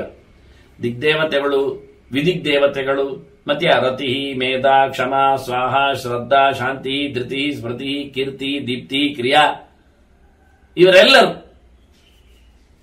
ಸಾಲುಗಟ್ಟಿ ಕೂತಿದ್ದಾರೆ. ರತಿ ಅಂದ್ರೆ ಮನ್ಮಥನ ರಾಣಿ ಬೇಕಾದ್ರೆ, ಮೇಧ ಬ್ರಹ್ಮಾಣಿ ಇಟ್ಟುಕೊಳ್ಳಿ, ಕ್ಷಮೆ ಇದ್ದಾಳೆ, ಸ್ವ ಅಗ್ನಿಯ ರಾಮಣಿ ಇದ್ದಾಳೆ, ಶ್ರದ್ಧಾ ಇದ್ದಾಳೆ, ಶ್ರದ್ಧೆಯ ದೇವತೆ, ಶಾಂತಿ, ಧೃತಿ ಧೈರ್ಯವನ್ನು, ಸ್ಮೃತಿ ನೆನಪನ್ನು ಕೊಡುವವಳು, ಕೀರ್ತಿ ದೀಪ್ತಿ ಮನುಷ್ಯನಿಗೆ ಬೇಕಾದಂತಹ ದೊಡ್ಡ ಮಟ್ಟಿನ ಮರಣೋತ್ತರದಲ್ಲಿಯೂ ಒಂದು ಲೆಕ್ಕದಲ್ಲಿ ಅವನ ಉಳಿವಿಕೆಯನ್ನು ಮಾಡುವಂತಹ ನೆಲೆಯಲ್ಲಿ ಇವರೆಲ್ಲ ಕೆಲವರು ದಕ್ಷನ ಮಗಳಂದಿರೂ ಆಗಿದ್ದಾರೆ. ಅವರು ಬಂದಿದ್ದಾರೆ. ದಕ್ಷನ ಮಗಳಂದಿರನ್ನು ಧರ್ಮ ಪ್ರಜಾಪತಿ ಮದುವೆ ಆಗಿದ್ದಾನೆ. ಧರ್ಮ ಅಂದ್ರೆ ಯವನೇ, ಬ್ರಹ್ಮನ ಮಗನಾಗಿ ಬಂದವ ಧರ್ಮ. ಆ ಯಮನಲ್ಲಿ ಇವರೆಲ್ಲ ಪ್ರಸಾದ ಅಭಯಂತದ ಅಂತ ಹೇಳಿಕೊಂಡು ಇವರೆಲ್ಲ ಮಕ್ಕಳನ್ನು ಕೊಟ್ಟಿದ್ದಾರೆ. ಯೋಗ್ಯ ಗುಣವಂತರಾದ ಮಕ್ಕಳನ್ನೆಲ್ಲ ಹಡೆದಿದ್ದಾರೆ, ಅವರು ಕೊಟ್ಟಿದ್ದಾರೆ. ಅದರಂತೆ ತುಷ್ಟಿ ಪುಷ್ಟಿಶ್ಚ ಸಂತತಿ, ತುಷ್ಟಿ ದೇವತೆ, ಪುಷ್ಟಿ ನಾನು ಹೇಳಿದೆ, ಆ ದೇವಿ ಸರ್ವಭೂತೇಶು ತುಷ್ಟಿ ರೂಪೇಣ ಸಂಸ್ಥಿತ ಅಂತ ಹೇಳಿದ್ದೆ. ಹಾಗೆ ಪುಷ್ಟಿ ಪ್ರದಾತವರು, ಸಂತತಿ, ಇವರೆಲ್ಲ ಒಂದು ದೃಷ್ಟಿಯಿಂದ ಎಲ್ಲ ದೇವತೆಗಳು ಒಟ್ಟು ದೇವತಾಭಿಮಾನಿಯರು, ಸ್ತ್ರೀಯರು, ದೇವತಾ ಸ್ತ್ರೀಯರು. ಅವರಿಗೂ ವೇದವಂತಗಳಿವೆ ಇವರೆಲ್ಲ ಕರೀಲಿಕ್ಕೆ. ಅಂತಹ ದೇವತಾ ಸ್ತ್ರೀಯರೆಲ್ಲ ಕಪಿಲೆಯ ದನವನ್ನು ಸುತ್ತುವರಿದುಕೊಂಡು ಸೇವೆ ಮಾಡುತ್ತಾ ಇದ್ದಾರೆ. ಮತ್ತು ಇವರೆಲ್ಲ ಸ್ತೋತ್ರ ಮಾಡುತ್ತಾ ಇದ್ದಾರೆ. ಯಾರು? ದೇವಾಹ ಪಿತೃಗಣಾಸ್ತದ ದೇವತೆಗಳು, ಪಿತೃಗಣಗಳು, ಅದರೊಟ್ಟಿಗೆ ಮತ್ತೆ ಗಂಧರ್ವಾಪ್ಸರಸರವರ ಸಮೂಹಗಳು, ಅವರು ಗಾನ ಮಾಡ್ತಾರೆ, ಅವರು ಸ್ತೋತ್ರ ಮಾಡ್ತಾರೆ, ಅವರು ನರ್ತನ ಸೇವೆಯನ್ನು ಕೊಡುತ್ತಾ ಇದ್ದಾರೆ, ದನದ ಸುತ್ತದಲ್ಲಿ ಸಂತೋಷಪಡಿಸ್ತಾ ಇದ್ದಾರೆ. ಇನ್ನು ಲೋಕ ದ್ವೀಪಾರ್ಣವಾಸ್ತದ ಎಲ್ಲ ಭೂರಾದಿ ಲೋಕಗಳು, ಆ ಲೋಕದ ಅಭಿಮಾನಿಗಳು ಅವರೆಲ್ಲ ಸೇರ್ತಾರೆ. ಜೊತೆಯಲ್ಲಿ ದ್ವೀಪಾಭಿಮಾನಿಗಳು, ಎಷ್ಟೋ ದ್ವೀಪಗಳು, ಅವಾಂತರ ದ್ವೀಪಗಳನ್ನು ನಾನು ಹೇಳಿದ್ದು, ಸಪ್ತದ್ವೀಪಗಳು ಅಂತ ಗೊತ್ತುಂಟಲ್ಲ, ಅದರೊಳಗೆ ಅವಾಂತರ ದ್ವೀಪಗಳು ಗಂಡಾಬಟ್ಟೆ ಇವೆ. ಅವುಗಳು, ಸಮುದ್ರಗಳು, ಸರಿತಃ ಸಮುದ್ರಕ್ಕೆ ಸಂಬಂಧಪಟ್ಟಂತೆ ನದಿಗಳು, ಅಲ್ಲಿನ ಪರ್ವತಗಳು, ಮತ್ತೆ ನೋಡಿದ್ರೆ ವೇದಾಹ, ಸಾಂಗಾಹ, ಸಹಾಧ್ವರೈ, ಹಿಂದೆ ಹೇಳಿದ ಹಾಗೆ ವೇದಗಳು, ವೇದಾಂಗಗಳ ದೇವತೆಗಳು, ವೇದಗಳು ಅಂದ್ರೆ ದೇವತೆಗಳು ಎಲ್ಲ ಹಾಗೆ. ಅದರೊಟ್ಟಿಗೆ ಪದಕ್ರಮ ದೇವತೆಗಳು ಇದ್ದಾರೆ, ಯಜ್ಞದ ಅಭಿಮಾನಿಗಳಿದ್ದಾರೆ, ವಿದ್ಯಾಧರಾಶ್ಚ ಸಿದ್ಧಾಶ್ಚ ಭೂತಾಹ ತಾರಾಗಣಾಸದ. ಭೂತಗಳು ಅಂದ್ರೆ ಎಲ್ಲ ಜೀವಗಳು ಬಂತ. ವಿದ್ಯಾಧರರು ಹಿಂದೆ ಪನ್ನಗರನ್ನು, ಉರಗಗಳನ್ನು ಚಿಂತನೆಗೆ ತಂದಿದ್ರು. ಇಲ್ಲಿ ಭೂತ ಹೇಳಿದ್ರೆ ಭೂತಾಹ, ಪ್ರೇತಾಹ, ಪಿಶಾಚಾಶ್ಚ ಅಂತೆಲ್ಲ ಹೇಳಿಕೊಳ್ಳಿಕ್ಕಾಗತ್ತೆ. ವಿದ್ಯಾಧರು ಹೇಳುವಾಗ ಕಿನ್ನರರು ಎಲ್ಲ ಬರ್ತಾರೆ, ಕಿಂಪುರುಷರು ಇವರೆಲ್ಲ ಸೇರ್ತಾರೆ. ಸಿದ್ಧರಲ್ಲಿ ಸಾಧ್ಯರು ಅವರೆಲ್ಲ ಬರ್ತಾರೆ. ಹೀಗಾಗಿ ಎಲ್ಲ ದೇವತಾಗಣಗಳು ಸಹ ಸುತ್ತು ನಿಂತು ವೇದೋಕ್ತೈ ವಿವಿಧೈ ಮಂತ್ರೈ ಸ್ತುವಂತಿ ಹರ್ಷಿತಾಸ್ತದ, ಸಂಭ್ರಮಿಸಿಕೊಂಡು ಖುಷಿಯಲ್ಲಿ ಸ್ತೋತ್ರ ಮಾಡ್ತಾರೆ ವೇದ ಮಂತ್ರಗಳಿಂದ. ನಾನು ಒಂದು ವೇದ ಮಂತ್ರವನ್ನು ಗುರು ಸಮೀಕ್ಷೆಯಲ್ಲಿ ಕೊಟ್ಟಿದ್ದೇನೆ ಆರಂಭದಲ್ಲಿ. ಪೂಜ್ಯಳಾದವಳು, ಸ್ತುತ್ಯಳಾದವಳು ಎನ್ನುವ ನೆಲೆಯಲ್ಲಿ ಎಲ್ಲರನ್ನು ಸಂತೋಷಪಡಿಸುವವಳು, ತೃಪ್ತಿಪಡಿಸುವವಳು, ಆಹಾರದಿಂದ ಅವರಿಗೆ ಪುಷ್ಟಿಯನ್ನು ಕೊಡುವವಳು ಅಂತ ಎಲ್ಲ ಅಭಿಮಾನಿ ದೇವತೆಗಳ ಬಗ್ಗೆ ಹಾಗೆ ಹೇಳಿತ್ತು ಅರ್ಥಗಳು ಬರುವಾಗ. ಹೀಗೆ ಈ ದೇವತೆಗಳ ಜೊತೆಯಲ್ಲಿ ಅವರೆಲ್ಲ ಸ್ತೋತ್ರ ಮಾಡುತ್ತಾ ಇದ್ದಾರೆ. ಪುಷ್ಪವೃಷ್ಟಿಂಚ ವರ್ಷಂತಿ ಪ್ರಣದ್ಯಂತಿ ಚ ಹರ್ಷಿತ, ಸಂಭ್ರಮಿಸಿಕೊಂಡು ಕುಣಿತಾರೆ, ಚಿಂತನೆ ಮಾಡುತ್ತಾರೆ, ಜೊತೆಯಲ್ಲಿ ಪುಷ್ಪವೃಷ್ಟಿಯನ್ನು ಮಾಡುತ್ತಾರೆ. ಅದರ ಮೇಲೆ ಏನಂತ ಸ್ತೋತ್ರ ಮಾಡಿದ್ರು ಒಂದಾದ್ರೂ ಕೊಡಬಹುದಲ್ಲ ಅಂದ್ರೆ ಕೃಷ್ಣ ಒಂದೇ ಹೇಳತ್ತ, ಯಾಕೆಂದ್ರೆ ಮುಗಿಯುವುದಿಲ್ಲ. ಮತ್ತೆ ಸೀಕ್ರೆಟ್ ಎರಡು, ದೇವತೆಗಳು ಹೇಗೆ ಸ್ತೋತ್ರ ಮಾಡಿದ್ದಾರೆ ಎನ್ನುವುದು ನಮಗೆ ಸಿಗ್ಬೇಕಲ್ಲ, ನಾವು ಕೊಟ್ರೇನೋ ಹೋಗಿ ಹೇಳೋದಿಲ್ಲ. ಕಳೆದ ಬಾರಿ ಕೃಷ್ಣ ಹೇಳಿದ್ದಲ್ಲ, ಬೆಳಿಗ್ಗೆದ್ದಾಗ ದನ ನೋಡಿ, ಬೆಳಿಗ್ಗೆದ್ದಾಗ ನೆಲಕ್ಕೆ ಕಾಲು ಕೊಡುವಾಗ ಪೃಥ್ವಿ ದೇವತೆಗೆ ನೆನಪುಂಟ, ನಮೋಸ್ತು ಪ್ರಿಯ ದತ್ತಾಯಿ ಹೇಳ್ಬೇಕಂತ ಹೇಳಿದ್ದು. ಹಾಗೆ ದತ್ತಪ್ರಿಯಳು. ಅದು ನನಗೇನು ಡೌಟ್ ಕೆಲವೊಮ್ಮೆ, ಇಲ್ಲಿ ಮತ್ತೆ ಬಂತಲ್ಲ ಸರ್ವಂ ಸಹಾಯತಿ ಅಂತ ಹೇಳಿ, ಸರ್ವಸಹಾಭ್ಯ ಗೋಭ್ಯ ನಮಃ ಅಂತ ಹೇಳಿಕೊಂಡು, ನಮಸ್ತು ಅಂತ ಹೇಳಿಕೊಂಡು ಎಲ್ಲವನ್ನು ಸಹಿಸಿಕೊಳ್ಳುವುದು, ಎಲ್ಲಕ್ಕೂ ಸಾಮರ್ಥ್ಯ ವಿಶೇಷ ಉಂಟು, ಎಲ್ಲರಿಗೂ ಬೇಕಾದ್ದನ್ನು ಕೊಡುವಳು ಎನ್ನುವ ನೆಲೆಯಲ್ಲಿ ಅಂತ. ಅದು ಪ್ರಿಯದತ್ತೆ ಅಲ್ಲಿ ಹೇಳಿಕೊಂಡು ಸರ್ವಂ ಸಹ ವಸುಮತಿ ಅಂತ ಹೇಳಿಕೊಂಡು ನೆಲಕ್ಕೂ ಅನ್ವಯ ಮಾಡಲಿಕ್ಕೆ ಆಗತ್ತೆ ಈ ಮಂತ್ರ. ಬೆಳಿಗ್ಗೆದ್ದಾಗ ಪ್ರಿಯವಾದದ್ದನ್ನು ಮನುಷ್ಯನಿಗೆ ಕೊಡುವ ಮೂಲಕ ಹಾಲು, ಮೊಸರು, ತುಪ್ಪ ಮುಂತಾದ್ರಿಂದ ಗೋಮಯವೂ ಪ್ರಿಯವೇ ಅಲ್ವಾ, ಗೋಮೂತ್ರವೂ ಸಹ. ಅದನ್ನ ಪ್ರಿಯದತ್ತೆ ಅವಳು ಆಗ್ಬೋದು, ಸರ್ವಂ ಸಹ ಇವಳು ಆಗ್ಬೋದು. ಅವಳು ಅಂದ್ರೆ ಆಕಳು, ಇವಳು ಅಂದ್ರೆ ಇಳೆ. ಹೀಗೆ ಯಾಕೆ ಇವಳು ಅಂತ ಹೇಳಲಿಕ್ಕೆ ಆಗಲ್ಲ, ಇಳೆಗೆ ಒಂದು ಅಕ್ಷರ ಬಿಟ್ರೆ ಇಳೆ ಇವಳು. ಇವಳಿಗೆ ಇಳೆ ಆದ್ರೆ ಇವಳು ಇದ್ರೆ, ಅವಳು ಅಂದ್ರೆ ಆಕಳು, ಅದು ದನ. ಹೀಗೆ ಇರಲಿ, ಅಂತೂ ಬೆಳಿಗ್ಗೆದ್ದು ದನವನ್ನು ನೆನಪಿಸಿಕೊಳ್ಳಿ. ಆದ್ರೆ ಇಲ್ಲಿ ಮಂತ್ರ ಮತ್ತೆ ಕೃಷ್ಣ ಒಂದು ಹೇಳುತ್ತಾನೆ, ನಮಸ್ತೆ ಕಪಿಲೆ ಪುಣ್ಯೆ ಸರ್ವದೇವ ನಮಸ್ಕೃತೆ ಅಂತ. ಕಪಿಲೆಗೆ ನಮಸ್ಕಾರ ಅಂತ. ಹೇಗೆ ಅಂದ್ರೆ ಅವರೆಲ್ಲ ಸ್ತೋತ್ರ ಮಾಡುವಾಗ ಹೇಳ್ತಾರೆ, ನೀನು ಒಳ್ಳೆ ಪುಣ್ಯಾತ್ಮಳು, ನೀನು ನಮಗೊಂದು ದೊಡ್ಡ ದುಡ್ಡು, ನೀನು ರತ್ನ, ನೀನು ನಿಧಿ, ನೀನು ಎಲ್ಲ ದುಃಖವನ್ನು ಪರಿಹರಿಸುವವಳು, ಎಲ್ಲ ಪಾಪಗಳನ್ನು ದೂರ ಮಾಡುವವಳು, ನೀನೇ ಪವಿತ್ರ ಶುದ್ಧ ಅಂತ ಸ್ತೋತ್ರ ಮಾಡಿದ್ದಾನೆ. ಹಾಗಾಗಿ ಒಂದು ಶಬ್ದವನ್ನು ಕೃಷ್ಣ ಇಲ್ಲಿ ಮಂತ್ರದಲ್ಲಿ ತೋರಿಸಿಕೊಟ್ಟ, ನಮಸ್ತೆ ಕಪಿಲೆ ಪುಣ್ಯೆ ಅಂತ. ನಮ್ಮನ್ನು ಪಾವನಗೊಳಿಸ್ತೀಯಾ, ನಮಗೆ ಪಾಪ ಹೋಗುವಂತೆ ಮಾಡಿ ಪುಣ್ಯಾತ್ಮರನ್ನಾಗಿಸ್ತೀಯಾ. ಸರ್ವದೇವ ನಮಸ್ಕೃತೆ, ಎಲ್ಲ ದೇವರು ನಿನಗೆ ದೇವತೆಗಳು ನಿನಗೆ ನಮಸ್ಕಾರ ಮಾಡುತ್ತಾರೆ, ನಿನ್ನ ಉಪಯೋಗಿಸಿಕೊಂಡಿದ್ದಾರೆ. ಎಲ್ಲ ದೇವತೆಗಳಿಗೆ ಯಜ್ಞಕ್ಕೆ ತುಪ್ಪ ಅದು ನಿನ್ನಿಂದ, ನಿನ್ನ ವಂಶದವರಿಂದ. ಹಾಗಾಗಿ ನಿನಗೆ ನಮಸ್ಕಾರ. ನಮಸ್ತೆ ಕಪಿಲೆ ಪುಣ್ಯೆ ಸರ್ವದೇವ ನಮಸ್ಕೃತೆ ಕಪಿಲೆ ತಮಃ ಸತ್ವೇ ಸರ್ವತೀರ್ಥಮಯೇ ಶುಭೇ. ಮತ್ತೆ ನೀನು ಎಲ್ಲ ತೀರ್ಥಗಳ ಆಗರ. ಯಾಕೆಂದ್ರೆ ಎಲ್ಲ ತೀರ್ಥಗಳಿಗಿಂತ ಮಿಗಿಲಾಗಿ ಸರ್ವಸಸ್ಯಗಳ ರಸವಾಗಿ ಹಾಲಿನ ಅಭಿಷೇಕ. ಮರ್ತ್ಯಲೋಕದಲ್ಲಿ ಹಾಲು ಎನ್ನುವುದು ಅಮೃತ, ಸ್ವರ್ಗಲೋಕದಲ್ಲಿ ಅಮೃತ ಇದ್ದ ಹಾಗೆ. ಈ ಲೋಕದಲ್ಲಿ ಅಮೃತ ಯಾವುದು ಮನುಷ್ಯರಿಗೆ ಅಂದ್ರೆ? ಅದರಿಂದ ಸಾಯುವುದಿಲ್ವಾ ಅಂತ ಕೇಳಬೇಡಿ. ಸಾಯುವವರೆಗೆ ಆರಾಮಾಗಿರ್ತಾನೆ, ಸಾಯುವುದಿಲ್ಲ ಎನ್ನುವುದು ಮುಖ್ಯ. ಸಾಯುವವರೆಗೆ ಸಾಯುವುದಿಲ್ಲವ, ಆಯ್ತಾ? ರೋಗ ರುಜಿನಗಳಿಂದ, ಕಷ್ಟ ಕಾರ್ಪಣ್ಯಗಳಿಂದ ಅವನು ಸಾಯುವುದಿಲ್ಲ, ಅಂದ್ರೆ ಬಡವಾಗುವುದಿಲ್ಲ ಅನ್ನೋ ನೆಲೆಯಲ್ಲಿ ಹಾಲು ನೆಲದ ಅಮೃತ, ಮರ್ತ್ಯಲೋಕದ ಅಮೃತ. ಹಾಗಾಗಿ ಅದ್ಭುತವಾದಂತಹ ಎಲ್ಲಿಯಾದ್ರೂ ಉಂಟ? ನಮಗೆಲ್ಲ ರಸ ಇದು ಸಸ್ಯಗಳನ್ನು ಒಟ್ಟು ಮಾಡಿ ರಸ ತೆಗೆದು ಹಾಲಿನಂಥದ್ದನ್ನು ತಯಾರು ಮಾಡಲಿಕ್ಕಾಗುತ್ತೆ ನಮಗೆ ಯಾಂತ್ರಿಕವಾಗಿ? ಸಾಧ್ಯವೇ ಇಲ್ಲ. ಅದು ಜೈವಿಕವಾದ ಒಂದು ಯಂತ್ರ, ಅದ್ಭುತವಾದ ಔಷಧ. ಹಾಗಾಗಿ ಅವಳಿಗೆ ಕಪಿಲೇಥ ಮಹಾಸತ್ವೇ, ಬಹಳ ದೊಡ್ಡ ಪ್ರಾಣಿ ನೀನು. ಸತ್ವ ಅಂದ್ರೆ ಜೀವಕ್ಕೆ ಹೆಸರಲ್ವ? ನೀನು ಅತ್ಯುತ್ತಮವಾದ, ಅಂದ್ರೆ ಮಹಾತ್ಮ ಹೇಳಿದ ಹಾಗೆ ನೀನು ದೊಡ್ಡ ಮಟ್ಟಿನ ಜೀವಕುಲದಲ್ಲಿ ಅತ್ಯಂತ ಎತ್ತರದ ವ್ಯಕ್ತಿತ್ವವುಳ್ಳವಳು ನೀನು ಅಂತ ಚಿಂತನೆ ಮಾಡಲಿಕ್ಕೆ. ಸರ್ವತೀರ್ಥಮಯೇ, ಎಲ್ಲ ತೀರ್ಥಗಳ ಅಂದ್ರೆ ಎಲ್ಲ ಪಾಪಗಳಿಂದ ನಮ್ಮನ್ನು ದಾಟಿಸುವುದರಿಂದ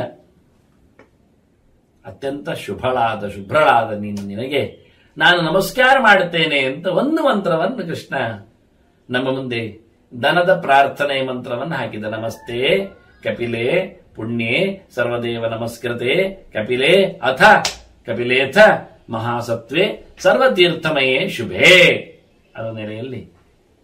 ಹಾಗಾಗಿ ನಿನ್ನನ್ನು ನಮಸ್ಕಾರ ಮಾಡಿದ್ದೇನೆ. ಏನ್ ಮಾಡಬೇಕು? ಪ್ರಾರ್ಥನೆ ಕೇಳಿದೆ.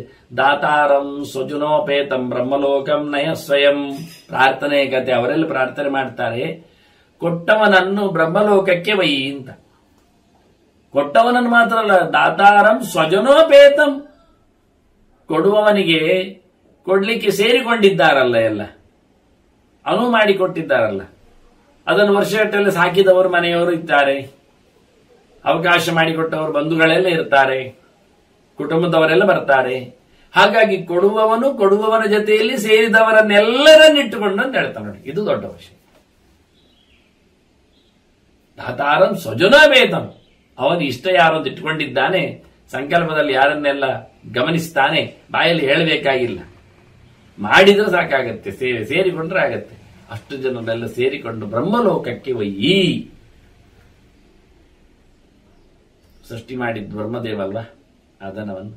ಹಾಗಾಗಿ ಬಹಳ ಒಳ್ಳೆ ಪ್ರಾರ್ಥನೆ ಮಾಡ್ತಾರೆ. ಅದನ್ನ ಇದೆಲ್ಲ ದಾನಗಳು ಅತ್ಯುತ್ತಮವಾದದ್ದು, ಕೊಡಲೇಬೇಕಾದ್ದು ಅಂತ ಕೃಷ್ಣ ಹೇಳ್ತಾನೆ ಕೊನೆಯಲ್ಲಿ ಹೇಳುವಾಗ. ಭೂಹು ಅಶ್ವಃ ಕನಕಂ ಗಾವಃ ರೂಪ್ಯಂ ಅನ್ನಂ ತಿಲಾಹ ಯವಾಹ ದೀಯಮಾನಾನಿ ವಿಪ್ರಾಯ ಪ್ರಹರ್ಷ್ಯಂತಿ ದಿನೇ ದಿನೇ. ಇಲ್ಲಿ ಅನೇಕ ಅಂಶಗಳಿವೆ.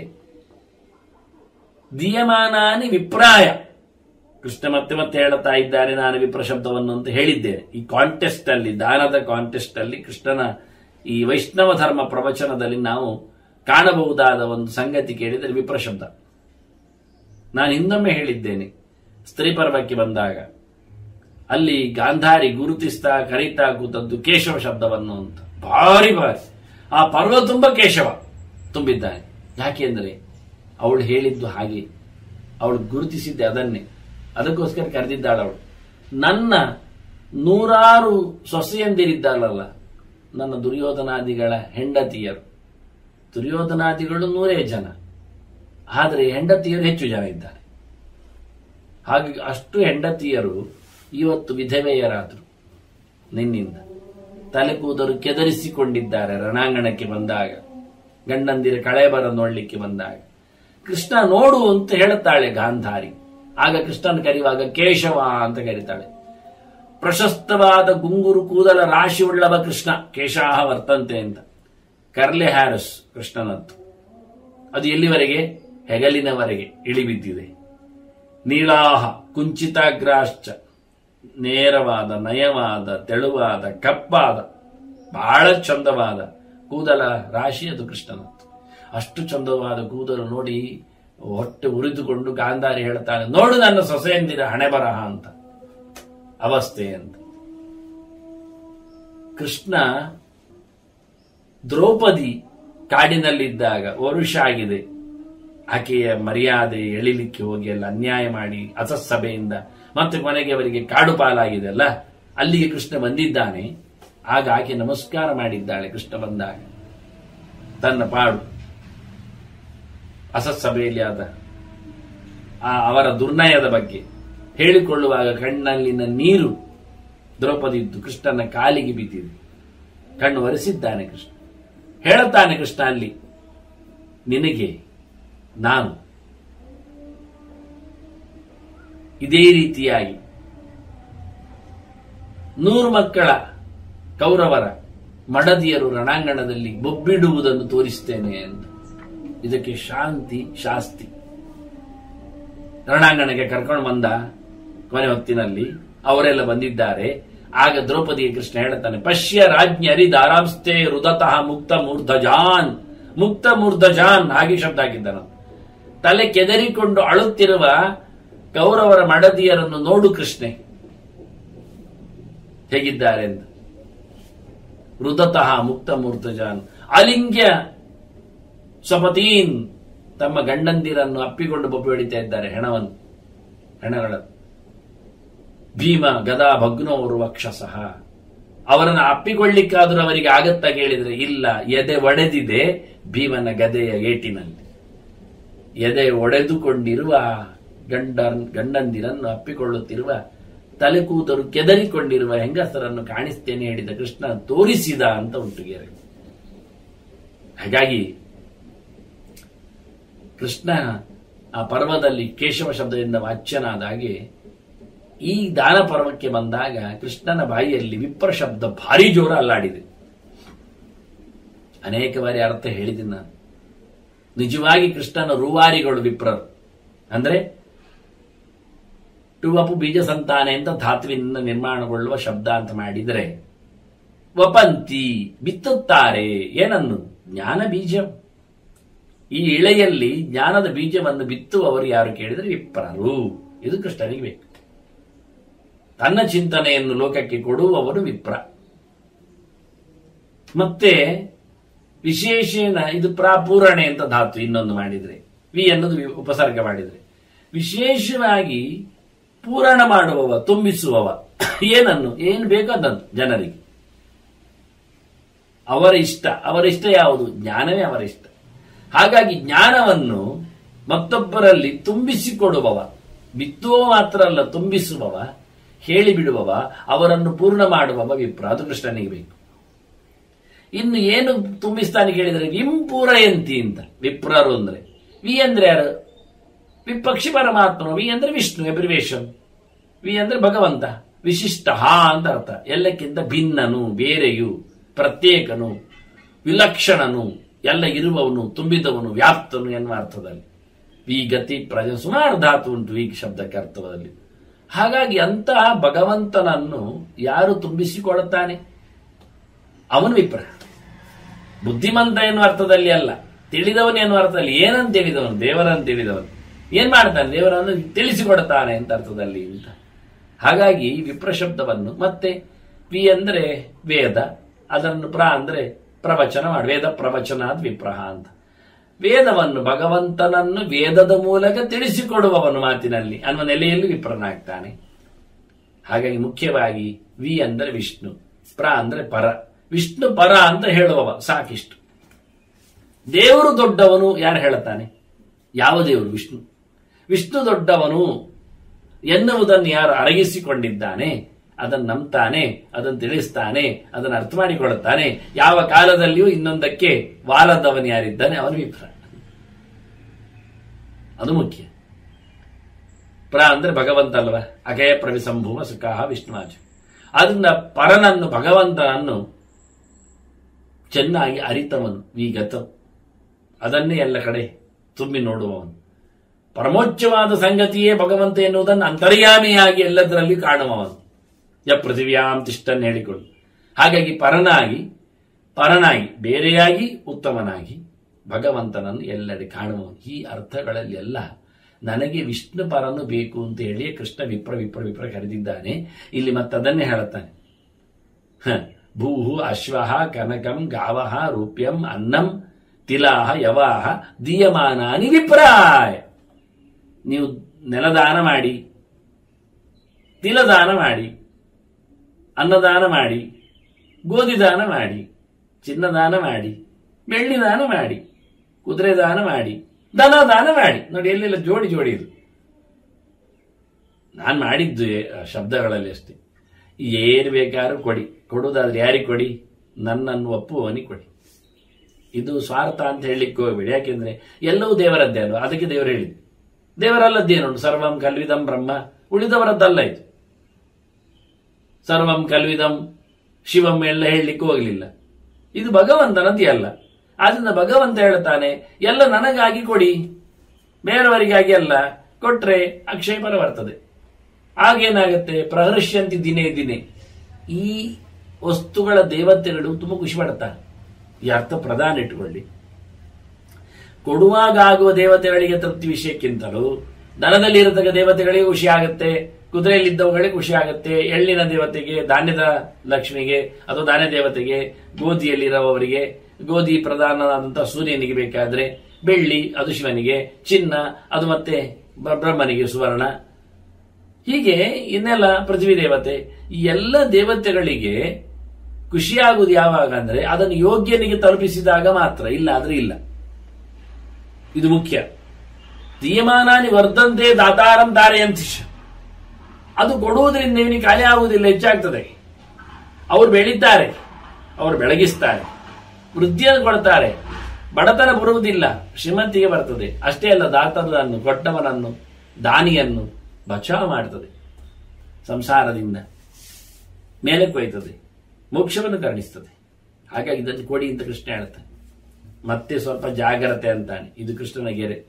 ಅತತು ಅಶ್ರೋತ್ರಿಯೇಭ್ಯೋ ವೈ ತಾನಿ ದತ್ತಾನಿ ಪಾಂಡವ ತಥಾ ನಿಂದಂತ್ಯ ಆತ್ಮಾನಂ ಅಶುಭಂ ಕಿನ್ನು ನ ಕೃತಂ. ಎಲ್ಲಿಯಾದ್ರೂ ನೀನು ಓದದವನಿಗೆ ಕೊಟ್ಟಿಯ ಅಶ್ರೋತ್ರಿಯೇಭ್ಯ ಅಂತಾನೆ. ಶ್ರೋತ್ರಿಯ ಅಂದ್ರೆ ವೇದದಲ್ಲಿ ಭಗವಂತನನ್ನು ಯೋಚನೆ ಮಾಡಿ ವೇದ ಓದಿದವ ಅಂತ ಅರ್ಥ. ವೇದದಲ್ಲಿ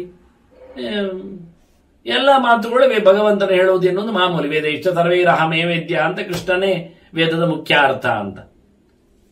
ಮತ್ತೆ ವೇದಾಕ್ಷರಾಣಿ ಯಾವಂತಿ ಪಡಿತಾನೆ ದ್ವಿಜಾತಿವಿ ತಾವಂತಿ ಹರಿನಾಮಾನಿ ಪಡಿತಾನೆ ನ ಸಂಶಯ ಎನ್ನುವ ಈ ವಾಕ್ಯ ಯಾರಿಗೂ ಅರ್ಥ ಆಗಲಿಲ್ಲ, ಹೇಳಲಿಕ್ಕಿಲ್ಲ. ವೇದದಲ್ಲಿ ಬರುವ ಎಲ್ಲಾ ಅಕ್ಷರಗಳು ಕೃಷ್ಣನನ್ನೇ, ದೇವರನ್ನೇ ಹೇಳ್ತದೆ ಅಂತ. ಅದನ್ನ ವೇದವನ್ನು ಓದದವನಿಗೆ, ವೇದದಲ್ಲಿ ನನ್ನನ್ನು ನೋಡದವನಿಗೆ, ಒಂದೊಮ್ಮೆ ವೇದದಲ್ಲಿ ನನ್ನನ್ನು ಕೇಳದವನಿಗೆ, ಚಿಂತನೆ ಮಾಡದವನಿಗೆ ಎಲ್ಲಿಯಾದ್ರೂ ಇದರಲ್ಲಿ ಏನಾದ್ರೂ ಕೊಟ್ಟರೆ ಧರ್ಮರಾಜ, ಆಗ ಅವರೆಲ್ಲ ಬೈತಾರಂತೆ. ತಥಾ ನಿಂದಂತೆ ಆತ್ಮಾನಂ. ಯಾರಿಗೆ ಬೈತಾರೆ? ಅವರಿಗೆ ಬೈಕೊಳ್ತಾರಂತೆ. ಅವರವರಿಗೆ ದನವೇ ಬೈದುಕೊಳ್ತದಂತೆ. ಕಿನ್ನು ನಹ ಕೃತಂ ಅಶುಭಂ ಅಂತ. ನಾನು ಏನ್ ತಪ್ಪು ಮಾಡಿದೆ? ನಂದೇನು ಪ್ರಾರಬ್ಧ? ನಂದೇನು ಅನ್ಯಾಯ? ನಂದೇನು ಹೇಸಿಗೆ? ಇಂಥ ಅಶ್ರೋತ್ರೇನಿಗೆ ನಾನು ಸಿಕ್ಕುವಂತಾಯ್ತಲ್ಲ, ಕೊಡಲ್ಪಟ್ಟ ಇಲ್ಲ, ಅನ್ಯಾಯ ಆಯ್ತಲ್ಲ ಅಂತ. ನನ್ನ ತಪ್ಪು, ನನ್ನ ಪಾಡು, ನನ್ನ ಅನ್ಯಾಯ ಯಾಕಾಯ್ತೋ ಅಂತ ಹೇಳಿಕೊಂಡು ಆ ವಸ್ತುಗಳು ಬಡಗಾಡ್ಕೊಳ್ತಾವಂತೆ. ಅಲ್ಲಿನ ದೇವತೆಗಳು ಹೊಯ್ಕೊಳ್ತಾರೆ. ಆದ್ರಿಂದ ಅದಕ್ಕೋಸ್ಕರ ಆದ್ರು ಅಹೋ, ಮತ್ತೇನು ಗೊತ್ತೋ, ಅವರು ಬರ್ಕೊಳ್ಳುವ ಕಥೆ ಹೇಗೆ ಉಂಟು ಕೇಳಿದ್ರೆ, ಏನಾಯ್ತು ದಾನ ಕೊಟ್ರೆ, ಕೆಟ್ಟವನಿಗೆ ಕೊಟ್ರೆ ಅವನೇನು ಹಾಲು ಕರೆದು ಕುಡಿಯುವುದಿಲ್ವಾ? ಹಾಲು ಕರೆದು ಕುಡಿತಾನೆ, ಯಜ್ಞ ಮಾಡುವುದಿಲ್ಲಲ್ಲ, ದೇವತೆಗಳ ಸಮರ್ಪಿಸುವುದಿಲ್ಲಲ್ಲ, ಅಭಿಷೇಕಕ್ಕೆ ಒಯ್ಯುವುದಿಲ್ಲಲ್ಲ, ದಾನ ಮಾಡುವುದಿಲ್ಲಲ್ಲ, ಸಿಕ್ಕಿಬಿತ್ತಲ್ಲ. ಅದೇನಾಯ್ತು ಅಂದ್ರೆ ಅಹೋ ರಕ್ಷ ಪಿಶಾಚೈಶ್ಚ ಲುಪ್ಯಮಾನಾ ಸಮಂತತಃ ಯಾಸ್ಯಾಮೋ ನೆರೆಯಂ ಶೀಘ್ರಮಿತಿ ಶೋಚಂತಿ ದಾನಿವೈ. ಇದರಿಂದ ಪುಣ್ಯ ಬರಲಿಲ್ಲ, ಕೆಟ್ಟ ಉಪಯೋಗಿಸಿಕೊಂಡ, ಎಳೆದಾಕಿ ಹೋಯ್ತು ಸೊತ್ತುಗಳೆಲ್ಲ. ಹಾಗಾಗಿ ಏನಾಯ್ತು ಕೇಳಿದ್ರೆ ನರಕಕ್ಕೆ ಹೋಗ್ತೇವೆ ನಾವು ಒಳ್ಳೇದು ಉಪಕಾರಕ್ಕೆ ಆಗಲಿಲ್ಲ, ಯಜ್ಞಗಳಿಗೆ ನಾವು ಹೋಗ್ಲಿಲ್ಲ, ಸೇರ್ಲಿಲ್ಲ. ಇದರಿಂದ ಏನಾಯ್ತು? ನಮ್ದು ಕೆಟ್ಟವರ ಕೈಯಲ್ಲಿ ಸಿಕ್ಕಿದ್ರೆ ನಮ್ಮ ದುರವಸ್ಥೆಯಿಂದಾಗಿ ನಾವೇ ನರಕಕ್ಕೆ ಹೋಗುವಂತೆ ಆಯ್ತು ಅಂತ. ನೋಡಿ, ದಾನ, ಅದಕ್ಕೆ ಹೇಳಿದ್ರು ದಾನದ ವಸ್ತುಗಳು ಕೊಡ್ಲಿಕ್ಕೆ ಇಷ್ಟಪಡ್ತಾವಂತೆ, ಎದುರು ಬರ್ತಾವಂತೆ. ಪ್ರಾಣಿಗಳಲ್ಲಿ ಎದುರು ಓಡಿ ಬರ್ತಾರಂತೆ ದಾನಕ್ಕೆ ಬಂದಾಗ. ಯಾಕೆ? ನಮ್ಮನ್ನು ಕೊಡ್ಲಿ, ನಮ್ಮನ್ನು ತೆಗೀಲಿ, ನಮ್ಮನ್ನು ಹೊಡೀಲಿ ಯಜ್ಞಕ್ಕೆ ಅಂತ. ಯಾಕೆ? ನಮಗೆ ಸ್ವರ್ಗ ಸಿಗುತ್ತೆ, ಪುಣ್ಯ ಆಗುತ್ತೆ ಒಳ್ಳೆಯವರ ಕೈಗೆ ಬಂದಾಗ. ಹಾಗಾಗಿ ಈ ಸೊತ್ತುಗಳೆಲ್ಲ ಒಳ್ಳೆಯವರ ಕೈಗೆ ಸಿಗುತ್ತೆ. ಒಳ್ಳೆಯವರ ಕೈಗೆ ಹೋಗ್ಬೇಕು ಅಂತ ಹಾತೊರಿತಾ ಇರ್ತಾರೆ, ಕೆಟ್ಟವನ ಕೈಗೆ ಹೋದ್ರೆ ಬೊಬ್ಬೆ ಹೊಡಿತಾರೆ. ಅದರಿಂದ ದಾನ ಮಾಡಿದ ತಕ್ಷಣ ಪುಣ್ಯ ಬರುವುದಿಲ್ಲ. ಯೋಗ್ಯನಿಗೆ ಕೊಟ್ರೆ ದೇವತೆಗಳಿಗೆ ಖುಷಿ ಆಗುತ್ತೆ, ಅಯೋಗ್ಯನಿಗೆ ಕೊಟ್ರೆ ರಾಕ್ಷಸರಿಗೆ ಖುಷಿ ಆಗುತ್ತೆ, ಪಿಶಾಚಿಗಳಿಗೆ ಖುಷಿ ಆಗುತ್ತೆ. ಸೊತ್ತು ಸೇಮ್, ಆದ್ರೆ ಹೋದ ಪಾತ್ರ ನೋಡಿಕೊಂಡು ಇದರ ಬಗ್ಗೆ ಮಾತಾಡ್ಲಿಕ್ಕುಂಟವ ಇರ್ಲಿ. ಅವ ಹೇಳ್ತಾನೆ ಕೃಷ್ಣ, ಧರ್ಮರಾಜನಿಗೆ ಕೇಳುತ್ತಾನೆ, ದಾನದ ಬಗ್ಗೆ ಹೇಳುವಾಗ ದಾನಕ್ಕೇನು ಕಾಲ, ದಾನದ ವ್ಯವಸ್ಥೆ ಹೇಗೆ, ಅದರ ಲಕ್ಷಣಗಳೆಲ್ಲ ಏನು, ಯಾವ ವ್ಯಕ್ತಿ ಎಲ್ಲ ಕೊಡ್ಲಿಕ್ಕುಂಟು ಎಲ್ಲ ಕೇಳ್ತಾನೆ. ಕೃಷ್ಣ ಹೇಳ್ತಾನೆ, ದೈವಂ ಪೂರ್ವಾನ್ನಿಕಂ ಜ್ಞೇಯಂ ಪೈತೃಕಂ ಚಾಪರಾನ್ನಿಕಂ. ದಾನದ ಕಾಲ ಎರಡು ಬಗೆ, ಹಗಲು ಮತ್ತೆ ಅಂದ್ರೆ ಪೂರ್ವಾನ್ನ ಅಪರಾಹ್ನ ಅಂತ, ಮಧ್ಯಾಹ್ನಕ್ಕಿಂತ ಆಚೆಗೆ ಮಧ್ಯಾಹ್ನಕ್ಕಿಂತ ಈಚೆಗೆ ಅಂತ.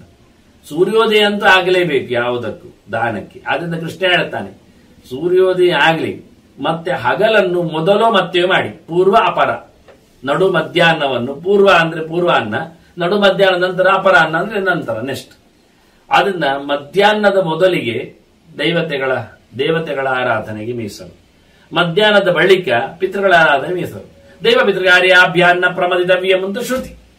ದೇವತೆಗಳ ಪಿತೃಗಳ ಸಮಾರಾಧನೆ ನಿಲ್ಲಿಸಬೇಡ. ಹಾಗಾಗಿ ಮಾಡಬೇಕಾದ್ರೆ ದೇವತೆಗಳಿಗೆ ಸಂಬಂಧ ಮಾಡುವುದಾದ್ರೆ ಅದು ನಿನ್ನದು ಮಧ್ಯಾಹ್ನದ ಒಳಗೆ ಮುಗಿಯಿತು. ಪಿತೃಗಳ ಸೇವೆ ಅಂತಾದ್ರೆ ಅದು ಮಧ್ಯಾಹ್ನದ ನಂತರ ಇರಲಿ. ಇಷ್ಟೇ ಕ್ಲಾರಿಫಿಕೇಶನ್, ಇಷ್ಟೇ ಕ್ಲಾಸಿಫಿಕೇಶನ್ ನೋಡಿ, ಎಷ್ಟು ಚೆನ್ನಾಗಿದೆ ನೋಡಿ. ಸೂರ್ಯೋದಯದ ನಂತರದಲ್ಲಿ ದಿನ ಲೆಕ್ಕಾಚಾರ, ಸೂರ್ಯಾಸ್ತ ನಂತರದಲ್ಲಿ ದಿನ ಎಂಡ್. ಅದನ್ನ ಸೂರ್ಯಾಸ್ತದ ನಂತರ ಮಾಡ್ಲಿಕ್ಕಿಲ್ಲ, ಸೂರ್ಯೋದಯದಿಂದ ಮಾಡ್ಲಿಕ್ಕಿಲ್ಲ. ಈ ಹಗಲಿನ ಮಧ್ಯ 12 ಗಂಟೆಯಲ್ಲಿ ಬೆಳಗಿನ 6 ಗಂಟೆ, ಮಧ್ಯಾಹ್ನದ 6 ಗಂಟೆ, AM PM ಅನ್ನೋದು. ಆದ್ರಿಂದ ಬೆಳಗಿನ ಸೂರ್ಯೋದಯದ ನಂತರದ ಸುಮಾರಾಗಿ 7 ಗಂಟೆ ಇಟ್ಕೊಳ್ಳಿ. 7 AM ಗಿಂತ 12 AM ವರೆಗೆ ದೇವತೆಗಳ ಸಮಾರಾಧನೆ, ಮತ್ತೆ 1 PM ಗಿಂತ 6 PM ಒಳಗೆ ಸೂರ್ಯಾಸ್ತ ಆಗುವ ಅದು ಪಿತೃಗಳ ಸಮಾರಾಧನೆ. ಇದು ಕೃಷ್ಣನ ಕಾಲದ ಚಿಂತನೆ. ಇನ್ನಿಮಿಷ್ಟ ಏನು ಬೇಕಾದ್ರೆ ಮಾಡಿ.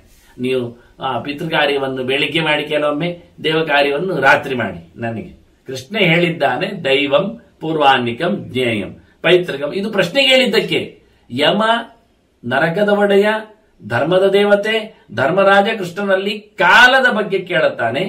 ದೇವತೆಗಳ ಸಮಾರಾಧನೆ ಆದ್ರೆ ಅದು ಹಗಲಿಗೆ ಮಧ್ಯಾಹ್ನದ ಮೊದಲಿಗೆ.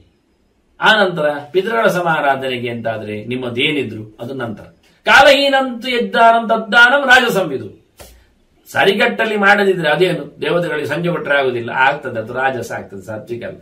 ಪಿತೃಗಳಿಗೆ ಮೊದಲು ಕೊಟ್ಟರೆ ಏನಾಯ್ತು, ಅದು ರಾಜಸ ಆಯ್ತು, ಸಾತ್ವಿಕ ಆಗಲಿಲ್ಲ, ತಪ್ಪಾಯ್ತು, ಕಾಲಹೀನ, ಸಮಹೀನ. ಮತ್ತೆ ಅವಗುಷ್ಟಂಚ ಯದ್ಭುಕ್ತಂ ಅನತೇನ ಚ ಭಾರತ ಪರಾಮೃಷ್ಟಂ ಶುನಾಮಾಪಿ ತದ್ದಾನಂ ರಾಕ್ಷಸಂವಿದು. ಇನ್ನು ರಾಜಸ ಆಯ್ತಲ್ಲ, ಅದು ತಾಮಸ, ರಾಕ್ಷಸ ಎಲ್ಲ ಆಗುದು ಯಾವಾಗ, ಗಲೀಜು ಯಾವಾಗ, ಉಳಿದವರು ಎಲ್ಲಿ ಸೇರುವುದು ಎಲ್ಲಿ ಕೇಳಿದ್ರೆ, ಅದು ನಾಯಿ ಮುಟ್ಟಿದರೆ ನೋಡಿ, ಬೇಕು ಅಂತ ಎಸ್ಪೆಷಲಿ ನಾಯಿಯನ್ನು ಹೇಳ್ತಾರೆ ಇಲ್ಲಿ. ಪರಾಮೃಷ್ಟಂ ಶುನಾವಾಪಿ ಅಂತ ಕೊಡಬೇಕಾದ್ದು, ತಿನ್ನಬೇಕಾದ್ದು, ಹಿಡಿಬೇಕಾದ್ದೆಲ್ಲ ನಾಯಿ ಮುಟ್ಟಿಕೊಂಡರೆ ಹೆಚ್ಚಿನವರೆಲ್ಲ ಬೈಯುದು, ಇದು ನಾಯಿ ಅಂತಕ್ಕೆ. ಮಹಾಭಾರತದಲ್ಲಿ ಎದ್ದಿಟ್ಟಿದ್ದಾರೆ, ಏನ್ ಮಾಡುವ, ಕೃಷ್ಣ ಹೇಳಿಬಿಟ್ಟಿದ್ದಾನೆ, ಮತ್ತೇನು ಹೇಳಿಲ್ಲ, ನಾಯಿಯನ್ನೇ ಎತ್ತಿಕೊಂಡಿದ್ದಾನೆ.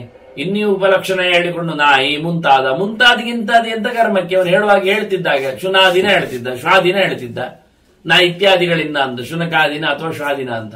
ಶುನ ಅಂತಾನೆ.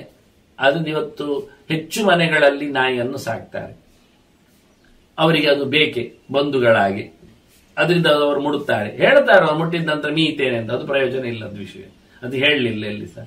ಅದನ್ನು ಓಡಾಡಿಸ್ತಾರೆ, ಅದನ್ನು ಆರೈಕೆ ಮಾಡ್ತಾರೆ. ಇಲ್ಲಿ ಕೃಷ್ಣ ಹೇಳ್ತಾನೆ ನಾಯಿ ಮುಟ್ಟಿದ್ದು ಅದು ರಾಕ್ಷಸ ದಾನ ಆಗ್ತದೆ, ಅದು ಅಯೋಗ್ಯ ಆಗ್ತದೆ, ನರಕಕ್ಕೆ ಒಯ್ತದೆ ಅಂತ. ಅದನ್ನು ನಾಯಿ ಮನೆಯಲ್ಲಿ ಊಟ ಮಾಡುವುದು, ಅಥವಾ ಅಲ್ಲಿನ ದಾನ ಧರ್ಮಕ್ಕೆ ಒಡ್ಡುವುದು, ಅಥವಾ ಅಲ್ಲಿ ಪೂಜೆ ಪುನಸ್ಕಾರಗಳನ್ನು ನಡೆಸುವುದು, ಅಲ್ಲಿ ದೊಡ್ಡ ಮಟ್ಟಿನ ಶಾಂತಿ ಕರ್ಮಾದಿಗಳು ಮಾಡುವುದು ಎಲ್ಲ ಪೂರ್ತಿ ಹಾಳು ಅಂತ ಹೇಳ್ತಾರೆ. ಮತ್ತೆ ಸುಳ್ಳು ಹೇಳಿಕೊಂಡು ಮೋಸ ವಂಚನೆಗಳಿಂದ ಸಂಪಾದನೆ ಮಾಡಿಕೊಂಡು ಆ ರೀತಿಯಲ್ಲಿ ತಪ್ಪು ಲೆಕ್ಕಾಚಾರದಲ್ಲಿ, ಋತ ಅಂದ್ರೆ ಯಥಾರ್ಥ ವಿಜ್ಞಾನ, ಅನೃತ ಅಂದ್ರೆ ತಪ್ಪು ಅಭಿಪ್ರಾಯದಿಂದ ಮಾಡಿದ ಕರ್ಮಾಂಗಗಳಲ್ಲಿ ಅದೆಲ್ಲ ಅನುಕೂಲ ಇಲ್ಲ, ಅದು ಸರಿಯಲ್ಲ. ಮತ್ತೆ ತಿಂದು ಉಳಿದದ್ದೆಲ್ಲ ಕೊಡೋದು ಅದು ಚಂದ ಇಲ್ಲ. ಯಾರಿಗೆ ಕೊಟ್ಟು ತಾನು ಪ್ರಯೋಜನ ಇಲ್ಲ, ಸ್ವಲ್ಪ ತೆಗೆದಿಟ್ಟು ಆಗುವುದಿಲ್ಲ. ಅದು ಯಾರಿಗೂ ಹೇಳಿಕೊಂಡದ್ದು ಎಲ್ಲ ಆಗುವುದಿಲ್ಲ. ಅದೆಲ್ಲ ಉಚ್ಚಿಷ್ಟದಲ್ಲಿ ಎಂಜಲಲ್ಲೇ ಸೇರಿಬಿಡ್ತದೆ. ಹಾಗಾಗಿ ಇವೆಲ್ಲ ಯಾವುದು ಅಲ್ಲದು, ಇದೆಲ್ಲ ಆದರೆ ಅದು ರಾಕ್ಷಸರಿಗೆ ಸಂಬಂಧಪಡ್ತದೆ, ಒಳ್ಳೆಯದಲ್ಲ ಆಗತ್ತೆ ಅಂತಾನೆ ಕೃಷ್ಣ. ಧರ್ಮರಾಜ ಇಷ್ಟೆಲ್ಲ ಹೇಳುವಾಗ ಪಾತ್ರದ ಬಗ್ಗೆಯೂ ಕೇಳಿಬಿಟ್ಟ. ಅಲ್ಲ, ಯಾರಿಗೆಲ್ಲ ಕೊಡಬೇಕು, ಇದು ಸೀರಿಯಸ್ ಪ್ರಶ್ನೆ. ಅಂದರೆ ನೇರ ಮೋರೆಯನ್ನು ನೋಡುವ ಪ್ರಶ್ನೆ ಇದು. ಯಾರಿಗೆಲ್ಲ ಕೊಡಬಾರದು ಕೇಳಲಿಕ್ಕೆ ಶುರು ಮಾಡಿದ. ಬೇಡ ಯಾರಿಗೆ ಹೇಳು, ಬೇಕು ಯಾರಿಗೆ ಹೇಳು ಅಂತ ಮರ್ಯಾದೆ ಹೋಗೋ ಪ್ರಶ್ನೆ. ಯಾಕೆಂದ್ರೆ ಬೇಡ ಹೇಳುವವರ ಪಟ್ಟಿಯಲ್ಲಿ ಯಾರಿದ್ದಾರೆ ನೋಡ್ಬೋದು. ಮತ್ತೆ ಏನೇ ಇರಲಿ ಕೃಷ್ಣ ಹೇಳಿದ್ದಾನಲ್ಲ, ನಾವು ಮುಲಾಜಿಲ್ಲದೆ ಹೇಳಲಿಕ್ಕೆ ಹೇಳು ತೊಂದ್ರೆ ಇಲ್ಲ. ಯಾರಿಗೆ ಕೊಡಬೇಕು ಯಾರಿಗೆ ಕೊಡಬಾರದು ಅಂತ ಧರ್ಮರಾಜ ಒಂದು ಪಟ್ಟಿ ಮಾಡ್ಲಿಕ್ಕೆ ಹೇಳಿದ್ದಾನೆ ಕೃಷ್ಣನ ಹತ್ರ. ಯಾಕೆಂದ್ರೆ ಅವನ ಲೋಕದಲ್ಲಿ ಪ್ಲಸ್ ಮೈನಸ್ ಮಾಡ್ಲಿಕ್ಕೆ ಉಂಟವನು. ಯಾರಿಗೆ ಕೊಟ್ಟದ್ದು ಅಂತ ಕೇಳಿ, ಕೊಟ್ಟದ್ದು ಅಂದ ತಕ್ಷಣ ರೈಟ್ ಅಂತ ಬರೆಯುವುದಿಲ್ಲವ, ಕೊಟ್ಟದ್ದು ತಕ್ಷಣ ಯಾರಿಗೆ ಅಂತ ಕೇಳಿಬಿಡ್ತಾನೆ. ಆಗ ಸಿಕ್ಕಿ ಬಿಡುತ್ತದೆ ಮೈನಸ್ ಪ್ಲಸ್ ಅಂತ. ಹಾಗಾಗಿ ನಿನ್ನ ಕೈಯಿಂದ ಖರ್ಚಾಗಿರಬಹುದು, ಆದ್ರೆ ನನ್ನ ಲೆಕ್ಕದಲ್ಲಿ ಅದು ಪ್ಲಸ್ ಮೈನಸ್ ಎನ್ನುವುದು ಧರ್ಮರಾಜನಿಗೆ ಬೇಕು. ಆದ್ರೆ ಧರ್ಮರಾಜ ಪಾತ್ರದ ಬಗ್ಗೆ ಕೇಳಿದ್ದಾನೆ, ಕೃಷ್ಣ ಉತ್ತರಿಸ್ತಾನೆ. ಯಾರೇನು ಎನ್ನುವುದನ್ನು ಮತ್ತೆ ಇನ್ನೊಮ್ಮೆ ಸೇರಿದಾಗೆ ಕೇಳುವ ವಂದನೆಗಳು. ಶ್ರೀಕೃಷ್ಣ ಅರ್ಪಣಮಸ್ತು. ನಾರಾಯಣ ನಾರಾಯಣ ನಾರಾಯಣ.